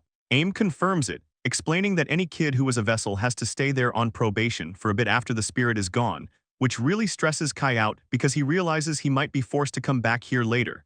Suddenly, a voice scoffs at the whole idea of calling it probation. Kagami shows up looking pretty annoyed and asks what's so probationary about someone having such a disrespectful attitude, while Aim just stares off and mentions that kids who used to be vessels are treated like outcasts. Apparently, some people even call them evil exits.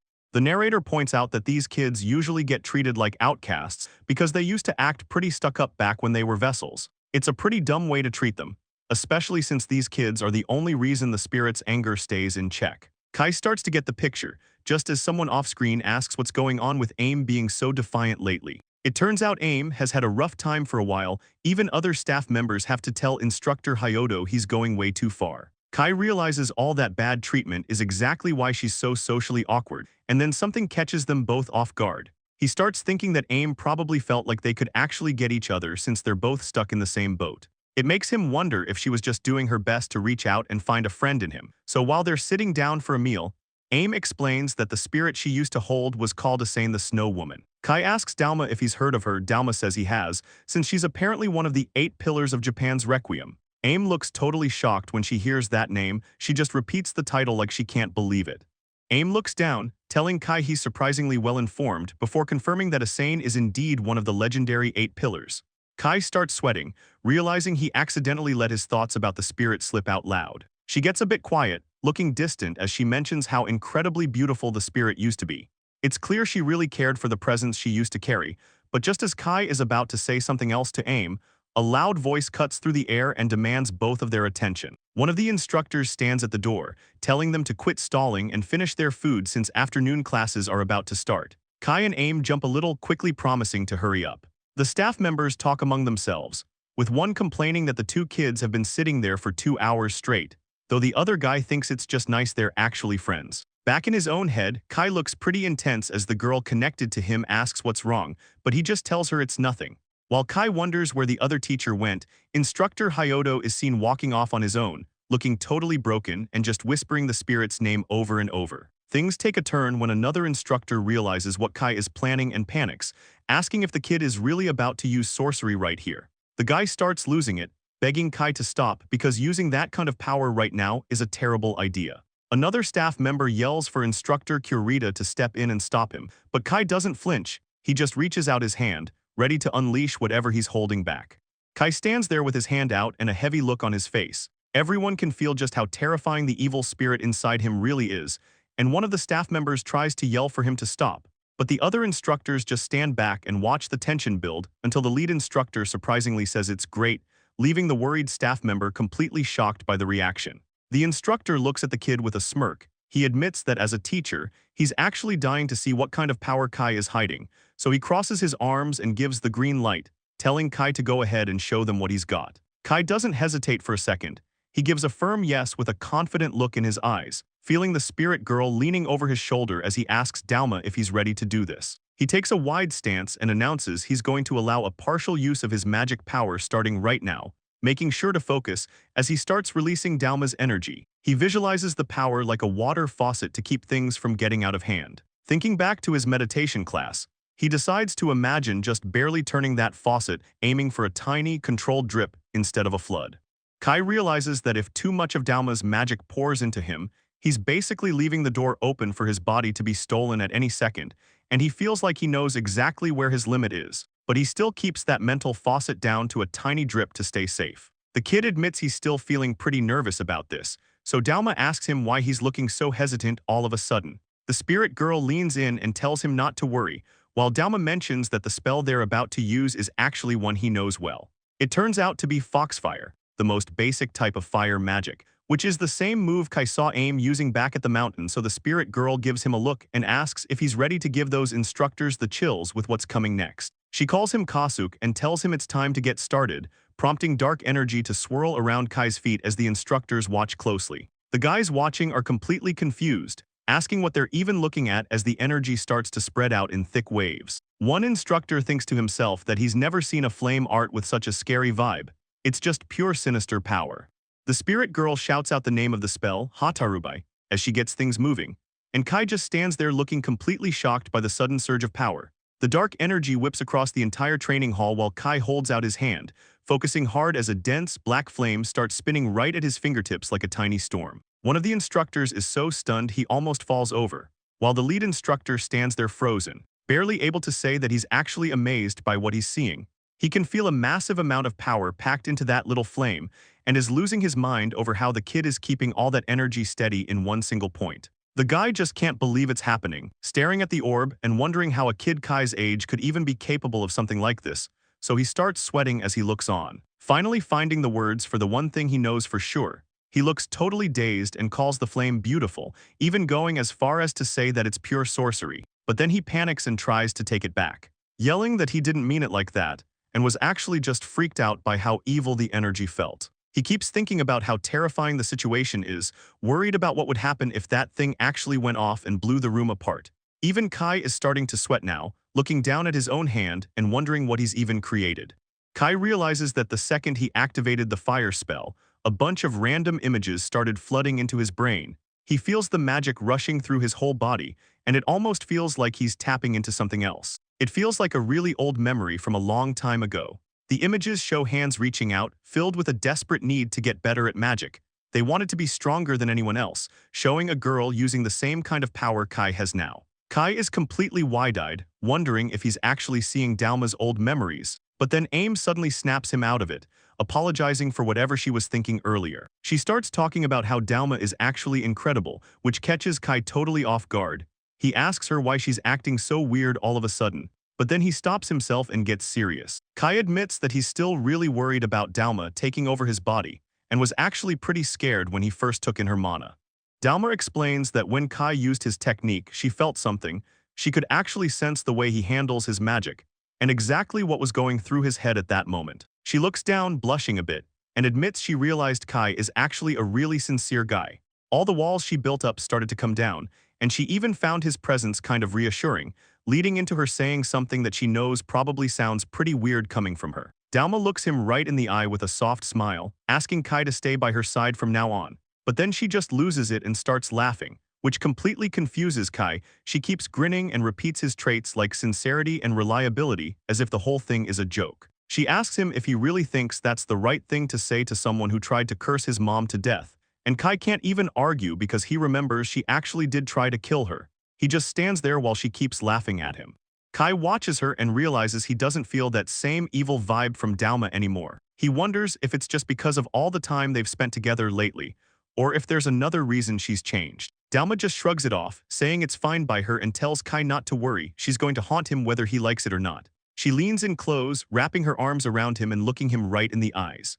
She whispers the name Tasuk, which completely catches Kai off guard. She explains that his full name is way too long, so she's just going to use a shortcut based on the symbols in his name. She mocks him for standing there looking so dazed, but then she points out that his little stunt has made things pretty awkward. She tells him he's probably going to be even more of an outsider now and points toward AIM. Dalma mentions that even the other vessel is making a weird face, and when Kai looks over he sees AIM looking totally overwhelmed with her face turning red. He can't even figure out what's going through her head, making him wonder if she's actually terrified because of that firefly trick he showed her earlier. Dalma realizes Kai is still unsure if she's fully taken over AIM's body, and she notices he's purposely keeping his distance from her. So AIM watches Kai as he finally starts moving toward her. Feeling her heart race because he's actually coming closer, and she suddenly grabs his sleeve and calls his name, which totally freaks Kai out and makes him shout back.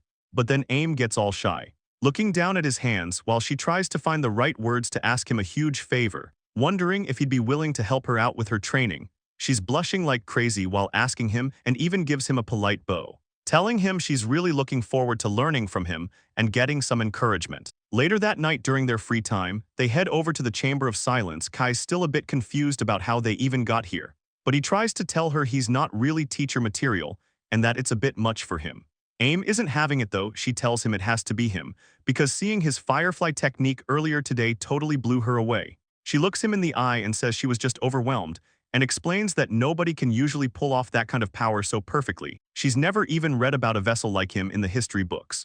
AIM explains to Kai that she always knew he was destined to be someone special, which is exactly why she wants to train under him to become a great exorcist. But she isn't done yet because she looks him straight in the eyes and tells him he's her goal, and more than that, he's the person she really wants to be friends with. Kai stands there completely frozen, just repeating the words friends and goal in his head like he can't process it. Then suddenly someone starts clapping loudly, yelling about how incredible that was, and it turns out to be instructor Kurita, who walks up and tells AIM that for someone her age, she's already more than strong enough. He goes on to praise her for wanting to reach even higher levels despite how good she is, saying her mindset alone is worth 10 million points. But then things shift a bit, and the instructor ends up taking over the supervision of the entire group's training session for the night. Another staff member tries to step in and stop them, arguing that using magic for personal practice is strictly against the rules, but Kurita just brushes him off, saying it's fine since he's the one watching over them. So AIM leans over to Kai and mentions that this is a rare chance for them to actually use their magic legally, though Kai doesn't look very excited about it. Kai remembers he actually already used his magic once during a previous class, but his thoughts are cut short when Kurita shouts that he's giving Kai 10 million points too, because that firefly technique Kai showed off earlier was honestly magnificent, and the instructor even calls it the absolute peak of what resonance should look like. Kai is just standing there wondering what resonance even means. Kurita gets a bit suspicious and asks if Kai really pulled off a move like that without knowing the name. The kid asks if this resonance stuff is actually different from normal sorcery, but the instructor clarifies that it's still basically the same thing at the end of the day. Only it involves taking the 5 big elements like fire or water and mixing your own special power into them to make something new. To make it simpler, Kurita asks Kai if he figured out why AIM's water ring was actually made of ice during their practice match, and explains it's because she blended her own ice trait into the water spell. AIM just nods while Kai looks like his mind is totally blown. The instructor decides they might as well do a full lesson since they're talking about it. He starts wheeling a whiteboard over to explain the finer details, but he starts writing so fast that Kai can't even believe how quick his hands are moving. Kurita finishes up and points out that there are 3 main ways these powers can actually interact with each other. The board shows off harmonization for similar elements, alteration for changing properties, and repulsion for mixing opposites into something rare, essentially laying it all out for the kids, as Kurita tells them that harmonization is usually the best one to use when things get real in a fight. Kurita wraps up the whiteboard notes, explaining that blending similar elements is actually pretty easy. It works well because the effect stays high despite the low effort, basically making it a high-value move. Dalma just scoffs at the whole explanation while AIM chimes in, saying that in a real fight, you have to build your attacks around whoever you're facing, meaning it's best to master every single type of resonance art available. Kai thinks about his own power for a second and asks if there's anything that actually works with the dark attribute, but the instructor's answer is a flat no, which leaves Kai pretty shocked. Kurita explains that there isn't much data since dark users are so rare, but word is it just doesn't blend with other elements at all. Dalma thinks it's a joke, claiming his power is way too superior to ever mix with anything else anyway. Since blending is off the table, Kurita says dark attribute users have to focus entirely on transmutation. He points out that Kai's foxfire only turned into black flames because Dalma's darkness changed the entire nature of the spell. It takes a ton of fine-tuning to pull off, making it way harder than regular fusion. Kai looks up and asks Dalma to lend him some mana again. Dalma doesn't really mind helping out, but they seem a little curious about what he's planning as Kai announces that he's going to handle all the control himself this time. He calls out to instructor Kurita to make sure he's watching because he's ready to attempt a resonance art right now. He holds out his hand and asks the instructor for permission to give it a try, while Aim admits she's not sure if she can make a firefly light as amazing as Dalma's. She agrees to watch, though Kurita still looks a bit unsure about how this is going to go. Kai tells himself he needs to reach new heights as an exorcist, declaring he'll show them he can pull it off too before Dalma gives him some last-second advice. The spirit tells him to focus entirely on the transmutation and to imagine mixing the darkness and flames as one, so Kai puts everything into it, calling out his flame art. He yells the name of the spell, Hatarubai, hoping for something massive, but it turns out to be a total letdown. Kai stands there with a tiny, weak flame while Kurita and Aim just stare at him like it's nothing, and Kai can't believe it either. He stares at the little spark in his hand and realizes it's just a perfectly ordinary firefly light, which is when Aim mentions her own struggles with element merging. She says that outside of her water ring spell, she's never actually been able to successfully merge with ice. Aim's words about her own struggles seem to motivate Kai, and he tells her that he's going to give it another shot too as Aim starts her own practice, focusing her water magic to cast a spell she calls Early Summer Rain, while water drops scatter all over the training area. The two kids and their instructor stand among the falling moisture. Everyone just watches as the magic fades out into the sky. It's a quiet moment until Aim speaks up, admitting she failed that attempt. She tells Kai that to really get this spell right, she's going to have to fail way more times. But that's exactly why she wants to keep failing over and over again right by his side. Kai looks a bit surprised by that, and then she gives him a small smile. She explains that being with friends makes her feel encouraged even when things go wrong. She's not letting it get her down because she's already getting hyped to go again. She holds out her hand and asks to try one more time, and Kai follows her lead, saying he wants to go again too. They both stand there ready to keep grinding, but instructor Kurita steps in with a satisfied look on his face. He tells them it's time to call it a day and head home. Kai is completely spent and sitting on the floor, gasping that he's not done yet. But Aim tells him he needs to chill because resting is actually part of the training too. Kai just sits there sweating, thinking about how his practice didn't really go that great this time around. Instructor Kurita chimes in to explain that resting isn't just for the body to heal up. He wants them to use this downtime for image training as part of their routine, and then the instructor decides to wrap things up, telling the kids he's got a little reward for all the hard work they put in today. Kai looks pretty confused as he looks down at his hand and sees a few pieces of striped candy, a simple reward for the day. Standing there with the girls, Kai starts wondering how long it's actually been since the last time he even tasted candy. Suddenly the vibe shifts. Aim and Kanyama are staring at the candy like hungry predators, and Kai looks like he's about to lose it while the girls start closing in. Aim mutters about how much she loves candy while Kanyama demands he hand it over, making Kai feel like he's literally being hunted. Aim calls out his name with stars in her eyes. But as this is happening, Kurita is watching from the side thinking about how he's had a weird feeling about this for a while. The instructor looks at Kai's regular kid-like behavior and realizes that he can't sense even a trace of the demon god Dalma inside him.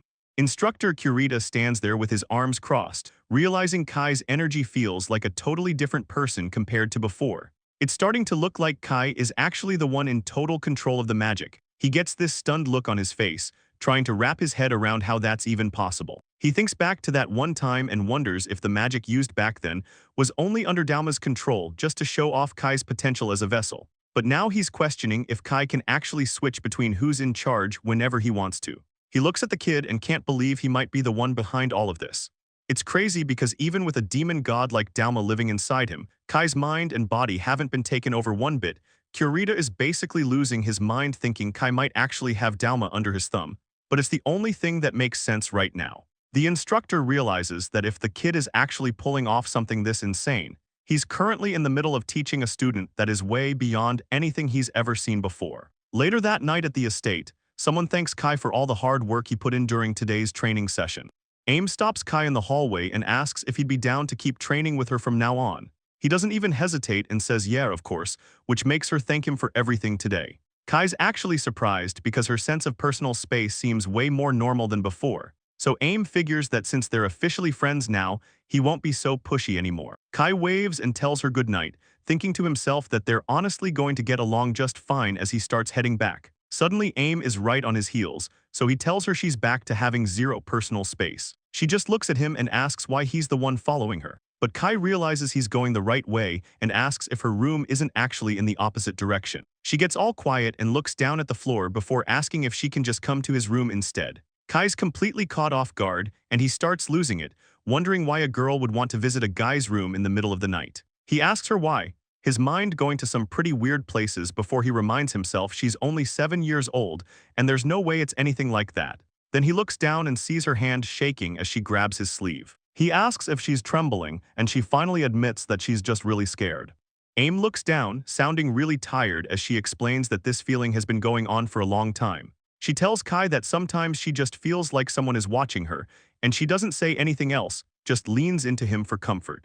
Kai is totally stunned and repeats the part about her feeling a gaze, looking like he can't wrap his head around it. He looks down the long, empty hallway and tells her there's seriously no one here, but he has no idea that a massive, hairy creature is actually peeking through a gap in the wall. The thing watches them with one giant eye and whispers a name Sane, while the kids just stand there in the dark. Kai keeps thinking about how she felt that gaze, even though the hallway seems empty. He looks at her and says it's okay, promising her one more time that they're completely alone. Aim just buries her face in his chest, making Kai look like he's short-circuiting. While they're dealing with this, something huge is starting to go wrong in the rest of the world, and Kai finally loses it, screaming her name because he's so overwhelmed by her clinging to him. He's totally panicked, thinking about how bad this is going to look if any of the staff or other kids see them in the hallway together like this. He knows he can't just leave her there, so he tells her they should just go talk in his room where it's private. Kai looks completely drained. He actually followed through and brought Aim back to his room. But now that they're actually there, the vibe is just 10 times more awkward. Aim is still clinging to his side while Kai sits there wondering what he's even supposed to do. He notices that she hasn't said a single word since they walked in, and looking at her now, she doesn't even seem scared anymore. He starts thinking back to Asane and remembers how beautiful she really was as Aim rests her head against him. Kai realizes that because she was so beautiful, she was always attracting other spirits like a magnet. He thinks about what just happened in the hallway, a memory of Asane's spirit standing over her while creepy eyes watch. Aim starts shaking, looking totally spooked as she says it's the exact same gaze she used to feel all the time, but she quickly tries to brush it off. When Kai looks at her, she tells him it's probably just her imagination. Since Asane isn't even inside her body anymore, she shouldn't be feeling anything. She looks down, saying she's pretty hopeless for acting like this. Aim looks down, telling Kai that she really wants to be the kind of exorcist who can actually defeat evil spirits, but she's clearly doubting herself, asking if someone like her can even fight when a spirit that scary is standing right there. She admits that honestly she probably isn't strong enough to take it down at the moment. Kai looks at her and says it's actually the same for him too. He thinks back to his past and mentions how he's faced terrifying enemies before, but he only made it because he had someone he could count on. He explains that having those precious allies by his side was the only way he ever pulled through those tough spots. And Aim looks up in shock as Kai tells her he wants to be that same kind of reliable ally for her. He promises that if another one of those terrifying spirits shows up, they won't have to face it alone. He looks her right in the eyes and says they'll take it down together as a team. Aim hides her face, feeling a bit overwhelmed, but she softly agrees that he's right. Aim looks down with a bit of a blush, admitting that just now, about half of the anxiety she was feeling has basically disappeared. She thanks Kai and tells him he's actually pretty amazing, which just leaves the kid looking completely confused. Aim tries to say something else, but Kai's focus shifts over to the demon spirit Dalma, who's been hanging out way in the back. Kai asks her why she's been staying so far away from him lately, and Dalma just pouts with her hand on her chin, asking him what's with the weird look on his face. Kai brushes it off as nothing, but mentions he's just never seen her make an expression like that before. Then someone comes by the room to tell Aim it's time to head back, offering to walk her to her quarters. As Kai starts to get up, Aim suddenly grabs his sleeve and asks if he'd be okay with something. She catches him off guard by asking if they can do some image training together right now. Looking up at him, she explains that because of what he said about being allies, she really wants to get stronger by his side. Kai gives her a warm smile and agrees that they should definitely do the training together, so he mentions how impressed he is by how hard she always works. Kai figures she wants to get stronger to fight off spirits, but then he asks if there's some other reason behind it, making Aim go quiet as she looks at the floor, insisting she just has to get strong no matter what happens. She finally opens up and admits that her mother died the same day she was born, which absolutely floors Kai. He realizes her birth was part of a ritual curse, and he's disgusted that her dad actually told her she killed her own mother. Aim keeps going, explaining that her mom was irreplaceable to her father and loved by everyone who knew her. She even notes that her mother was the one who chose her name before she passed. The name Aim means rain, and it was given to her in the hopes that she'd never lose to the snow of a spirit named Asane. Looking back, she remembers all the stories her dad told her about her mom and how they were always so full of love. Aim looks down, feeling like she stole her mother away from her father. She even admits there were times she thought her dad hated her for it, but she realized that wasn't the case. It turns out her dad really loved her, always staying by her side and protecting her from spirits. So Aim explains that she wants to become an amazing exorcist that both her parents can be proud of. She knows people say kids who are vessels never amount to anything in life, but she's determined to prove everyone wrong and change that whole outlook for good. Kai listens to her and immediately tells her they should just go for it. He grabs her hands, getting all fired up about them becoming the most successful vessel kids ever. He tells her she'll be the first one to make history and he'll be right behind her as the second. But Kai suddenly realizes he's way too close to her face and backs off, apologizing for getting caught up in the moment. Kai stammers and tries to explain that she usually stays a lot further away than this, feeling totally awkward. Aim looks down, asking Kai if someone like her can really be the first to make history since he's always been the goal she's chasing. She smiles to herself, saying how strange it all feels. Kai is caught off guard for a second, but he quickly promises to keep giving it his best tomorrow, and just like that, the grind starts. Training gets intense, and Kurita warns Kai that Aim is about to pass him. They spend their days under freezing waterfalls and practicing with spirits. Aim keeps pushing herself under Kurita's watchful eye until the instructor finally calls it a day. Kai is completely drained, and Kurita tells them to get some sleep, but reminds them to keep up with their mental training. Kai just nods while trying to catch his breath. Suddenly, a shadow falls over them and a voice calls out, asking if they're still busy playing games. It's some guy looking down on them, mocking their hard work. The group looks up as instructor Hayato makes his entrance, standing there looking down on the kids. He laughs and calls their resonance training a total waste of time, so he starts bragging about how even adults need half a year to learn this stuff. He's acting like a total jerk, specifically pointing out Kai and calling him a former vessel child. Aim just stands there as Hayato keeps talking trash, calling their previous moves useless and hollow. Then he mocks their stay at the temple, saying they'd only get results if he was the teacher. He tells Kurita that he'd never even bother teaching kids like them anyway. Aim has heard enough, so she steps up. She says she's ready to show the results of her training and gets right in his face. She asks if she can give him a demonstration. Hayato is stunned, but Kurita just smirks and gives her the green light to go ahead and show him. Hayato is totally caught off guard by Aim's sudden move, yelling out to ask what she's even trying to do, but someone recognizes the stance she's taking. Hayato just scoffs at her, saying she's wasting her time with that fake technique again as she prepares to launch her ice style. Hayato tries to keep acting tough with a grin, but he's definitely starting to sweat, and then she lets it rip.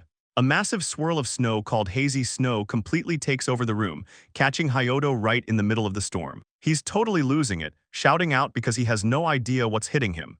The wind picks up even more speed until he's completely blinded, screaming that he can't see a single thing around him. He reaches out into the whiteout, desperately telling her to stop this right now and calling her a brat, but he stops dead in his tracks. He sees something through the snow that makes him go completely silent, realizing he's trapped. She's transitioned into a move called Water Ring, surrounding him with sharp ice spikes that she's controlling with total ease. It turns out she can change the technique at will, leaving Hayato absolutely stuck. Aim stares down the instructor, calling him out by name. She asks Hayato if he can still call her techniques impractical after what he just saw. Then it's Kai's turn. He focuses his power, calling out his flame art, Hatarubai, and lets a streak of fire fly.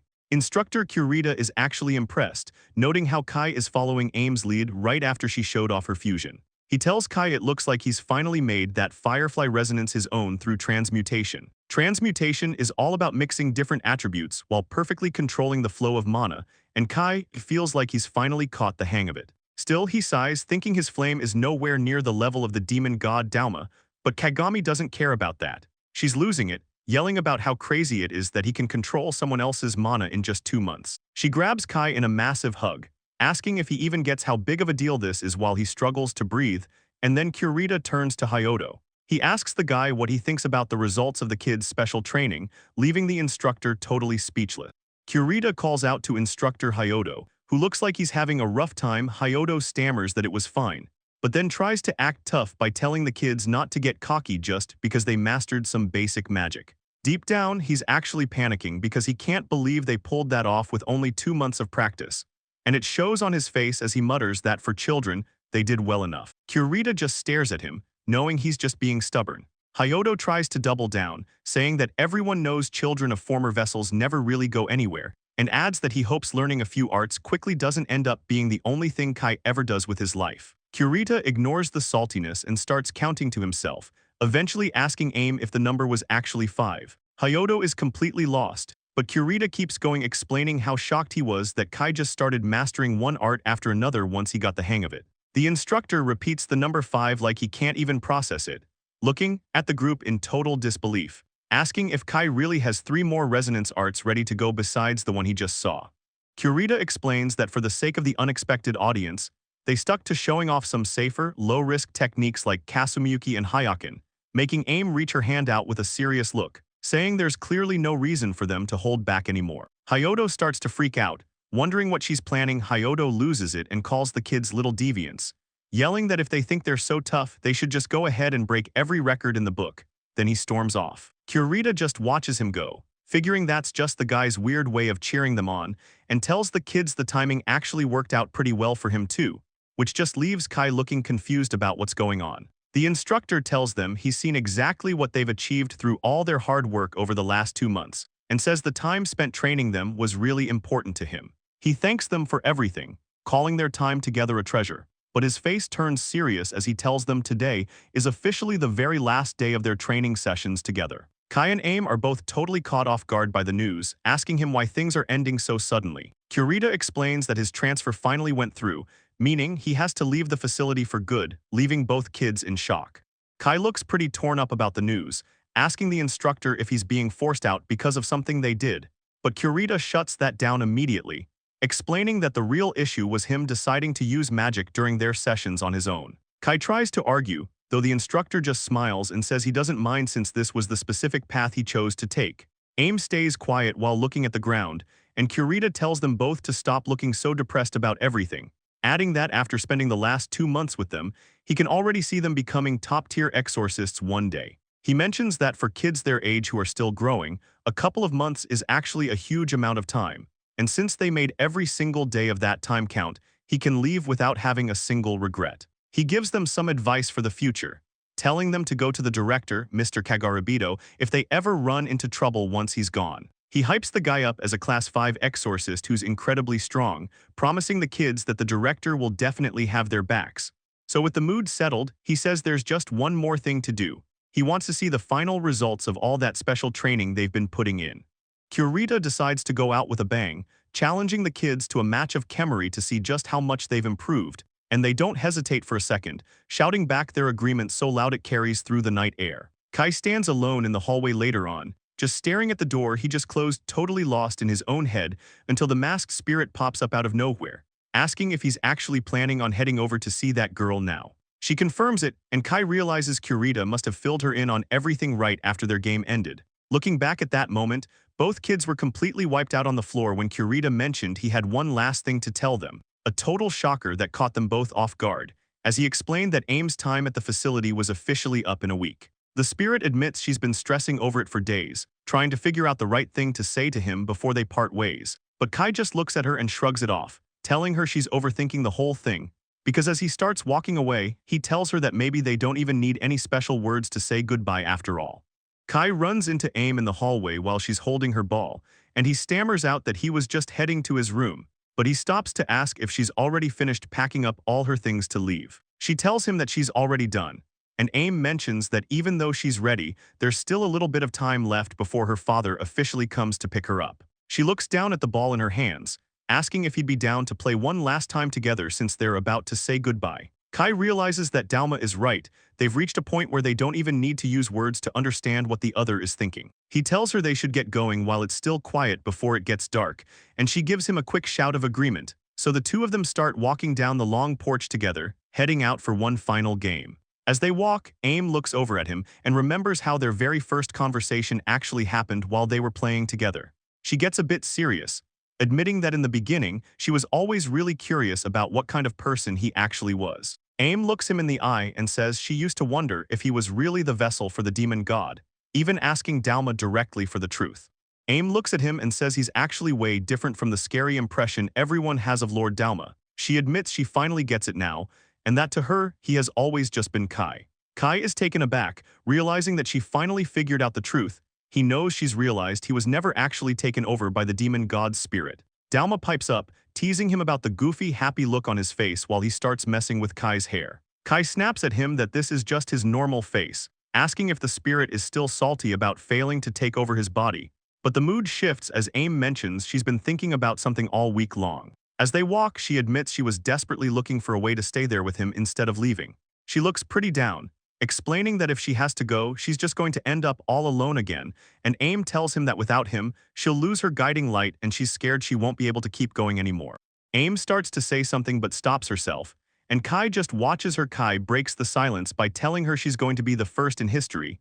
He knows people say former vessels never make it big, but he's sure she'll prove everyone wrong. He makes it clear he isn't just saying this to be nice, because after spending all this time with her, he's seen enough to know she'll reach that goal. Kai calls her his guiding light and says since she's going to be number 1, he'll just be number 2. Aim suddenly hides her face behind the ball with a little groan, making Kai freak out. She turns away and mentions how she went through a lot of painful things back at Jakugoin. She used to think that aiming to be an exorcist just meant walking a hard path where suffering was a given. But looking back now, she realizes it didn't always have to be that way. Aim stands in the hallway thinking about how every single memory since she met Kai has been warm and bright. She gets emotional and thanks him for showing her such a beautiful light, holding onto the ball while tears hit her eyes. She pulls herself together and tells Kai they need to move fast since it's almost time for their pickup. So Kai follows her through the building and asks what the rules for their game should be for the day, suggesting they just stick to the usual deal where the first person to drop the ball loses the round. But then they slide a door open and completely freeze. There's a body lying right in the middle of the room. Kai realizes its instructor Hyodo slumped against the wall, and the guy is barely holding on, just groaning in pain. Kai panics and asks Aim if she knows any healing magic, and she says she can do a little bit. But the second Kai mentions going to get more help, Hyodo stops him and warns them both not to be fooled, leaving them terrified as he explains some creature disguised itself as an instructor just to sneak into the facility. Kai stares at the man on the floor and feels a jolt of recognition, realizing the person in front of them is actually Ryuma. He can barely get the name out, asking if it's really him, while Aim just stares down in silence trying to process it. The guy on the floor starts laughing and calls out to Asane saying he's finally happy he gets to see her face after all this time. Kai and Aim are completely stunned, just standing there frozen by the sheer creepiness of the situation. Suddenly, the guy starts shouting "yay" like a kid and takes off running down the hallway, screaming about how happy he is. He just keeps laughing and skipping away, leaving the two of them behind in the middle of the mess. Kai watches him go, wondering what is wrong with the guy, but then he notices the instructor's uniform and realizes the face looks familiar. He remembers asking why the facility was short-staffed before, and it clicks that this is the instructor who went missing a while back. He tries to remember more, thinking about Tawag Elementary for a second before shaking the thought off. As Ryuma's voice continues to echo from the distance, Kai realizes this freak is exactly who Hyodo was trying to warn them about. The instructor's face twists into something monstrous. He yells that he's a spirit demon and now he can finally mate. He transforms into a massive hairy beast that stands tall over the two kids. Kai realizes the guy is actually a giant baboon, while Aim stands there frozen in shock. She says her dad warned her about this kind of Ryuma, one that hides as a human just to hunt people. Kai finally gets it. This monster is the one who's been watching him since he got to the facility. The monster lunges forward as Kai asks what the hell he's supposed to be, but the thing just keeps coming.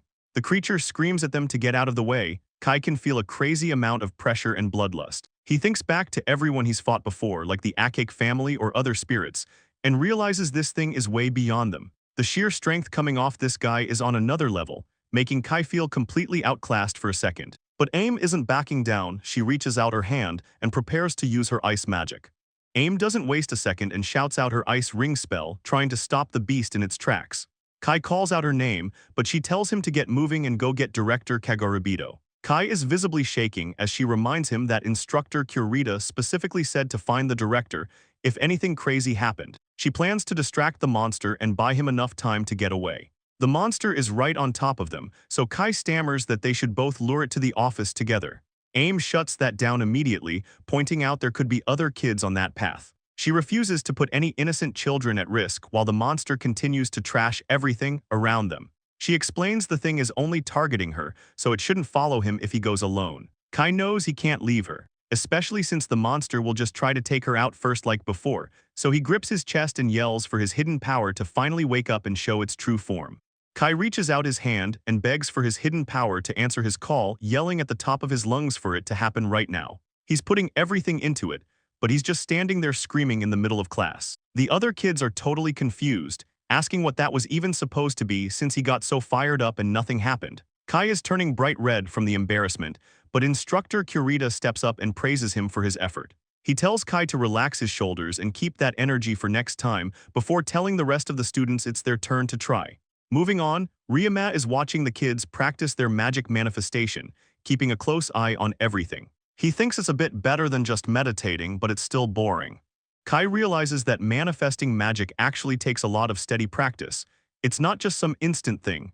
Ryuma agrees, saying that's how it normally goes for regular people. Kai admits he really thought it was just a power you'd suddenly be able to use one day without all this work. Instructor Kurita tells the class that almost nobody gets it on their first try, while Ryuma notices, this is the first time most of these kids have ever even practiced. He looks around and figures the only ones who can already use magic are Kazusuke and Aim. Kai looks over at her, feeling pretty confused about why she'd be an exception, so he asks if she can really use magic already. Ryuma tells him that of course she can, because kids used as vessels have their magic forced open by the spirit inside them. Even if the spirit leaves, their bodies are changed for good, leaving them with that power forever. Kai nods, saying it makes sense considering what she's been through. Ryuma thinks to himself that Kai is the real weirdo here, since he was blasting magic the second he was born. Kai just laughs nervously while the instructor calls for the next student, pointing right at them. He shouts that it's Aim Kanyama's turn, and she looks a bit surprised to be put on the spot. The instructor turns his attention to Aim, asking if she's already able to use sorcery. She looks a bit hesitant but nods and confirms that she can. Seeing that, the instructor decides to make an exception and let her practice controlling beginner-level arts, asking her to show everyone the specific skill she's best at. Aim quietly says okay while Kai watches her, looking pretty uncertain about the whole thing. The instructor tells her it'll be fine because they have 2 Class 3 exorcists, including himself and instructor Hayato, standing by to stop any problem. He tells her to just stay calm and give it a shot, but Kai gets stuck on the word misfire. Ryuma jumps in to explain that vessel children basically use the power of spirits to handle magic from the time they're born, and because of that, it's like all the normal limits on their power were just forced open.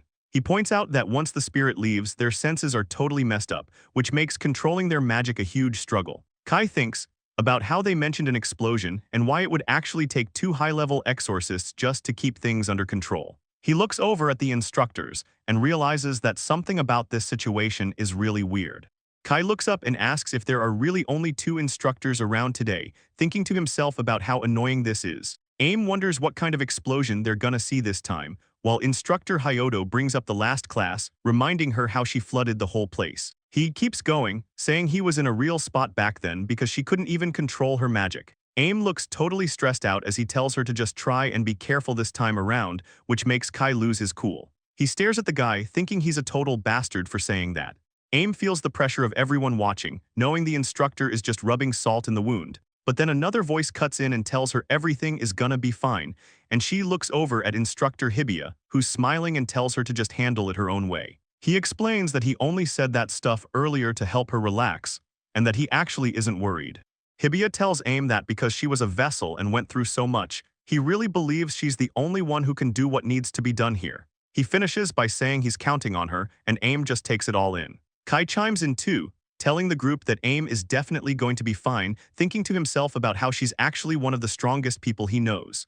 Aim gets to work and starts her water technique, and right away the magic forms into a massive water ring that circles around everyone in the room. Kai watches the water spinning perfectly and can't help but say it's amazing. He's stunned that the ring isn't even wobbling, and he just laughs at how good she is, though Hayato tells her not to look so smug about a simple trick. Hayoto shrugs it off, saying it makes sense because she's the kid of a former vessel, so basic yakai arts should be easy for her. But Aim snaps back that she isn't finished, and Kurita can't even finish his sentence because he's so shocked by what happens next. Aim lets loose, surrounding herself with a massive, swirling ring of sharp ice shards. Kai stares at the frozen vortex, wondering if that's actually real ice, while Ryuma watches from the side, silently impressed by how much mastery she has. He thinks to himself that she's putting on a hell of a show, which is expected from the daughter of Asane's former vessel. Kai tells her she's amazing, while Kurita admits even adults can't keep a spell that stable, but Aim just looks down, repeating no to herself. Hayoto ruins the mood, complaining that the move is just flashy and useless for a real fight.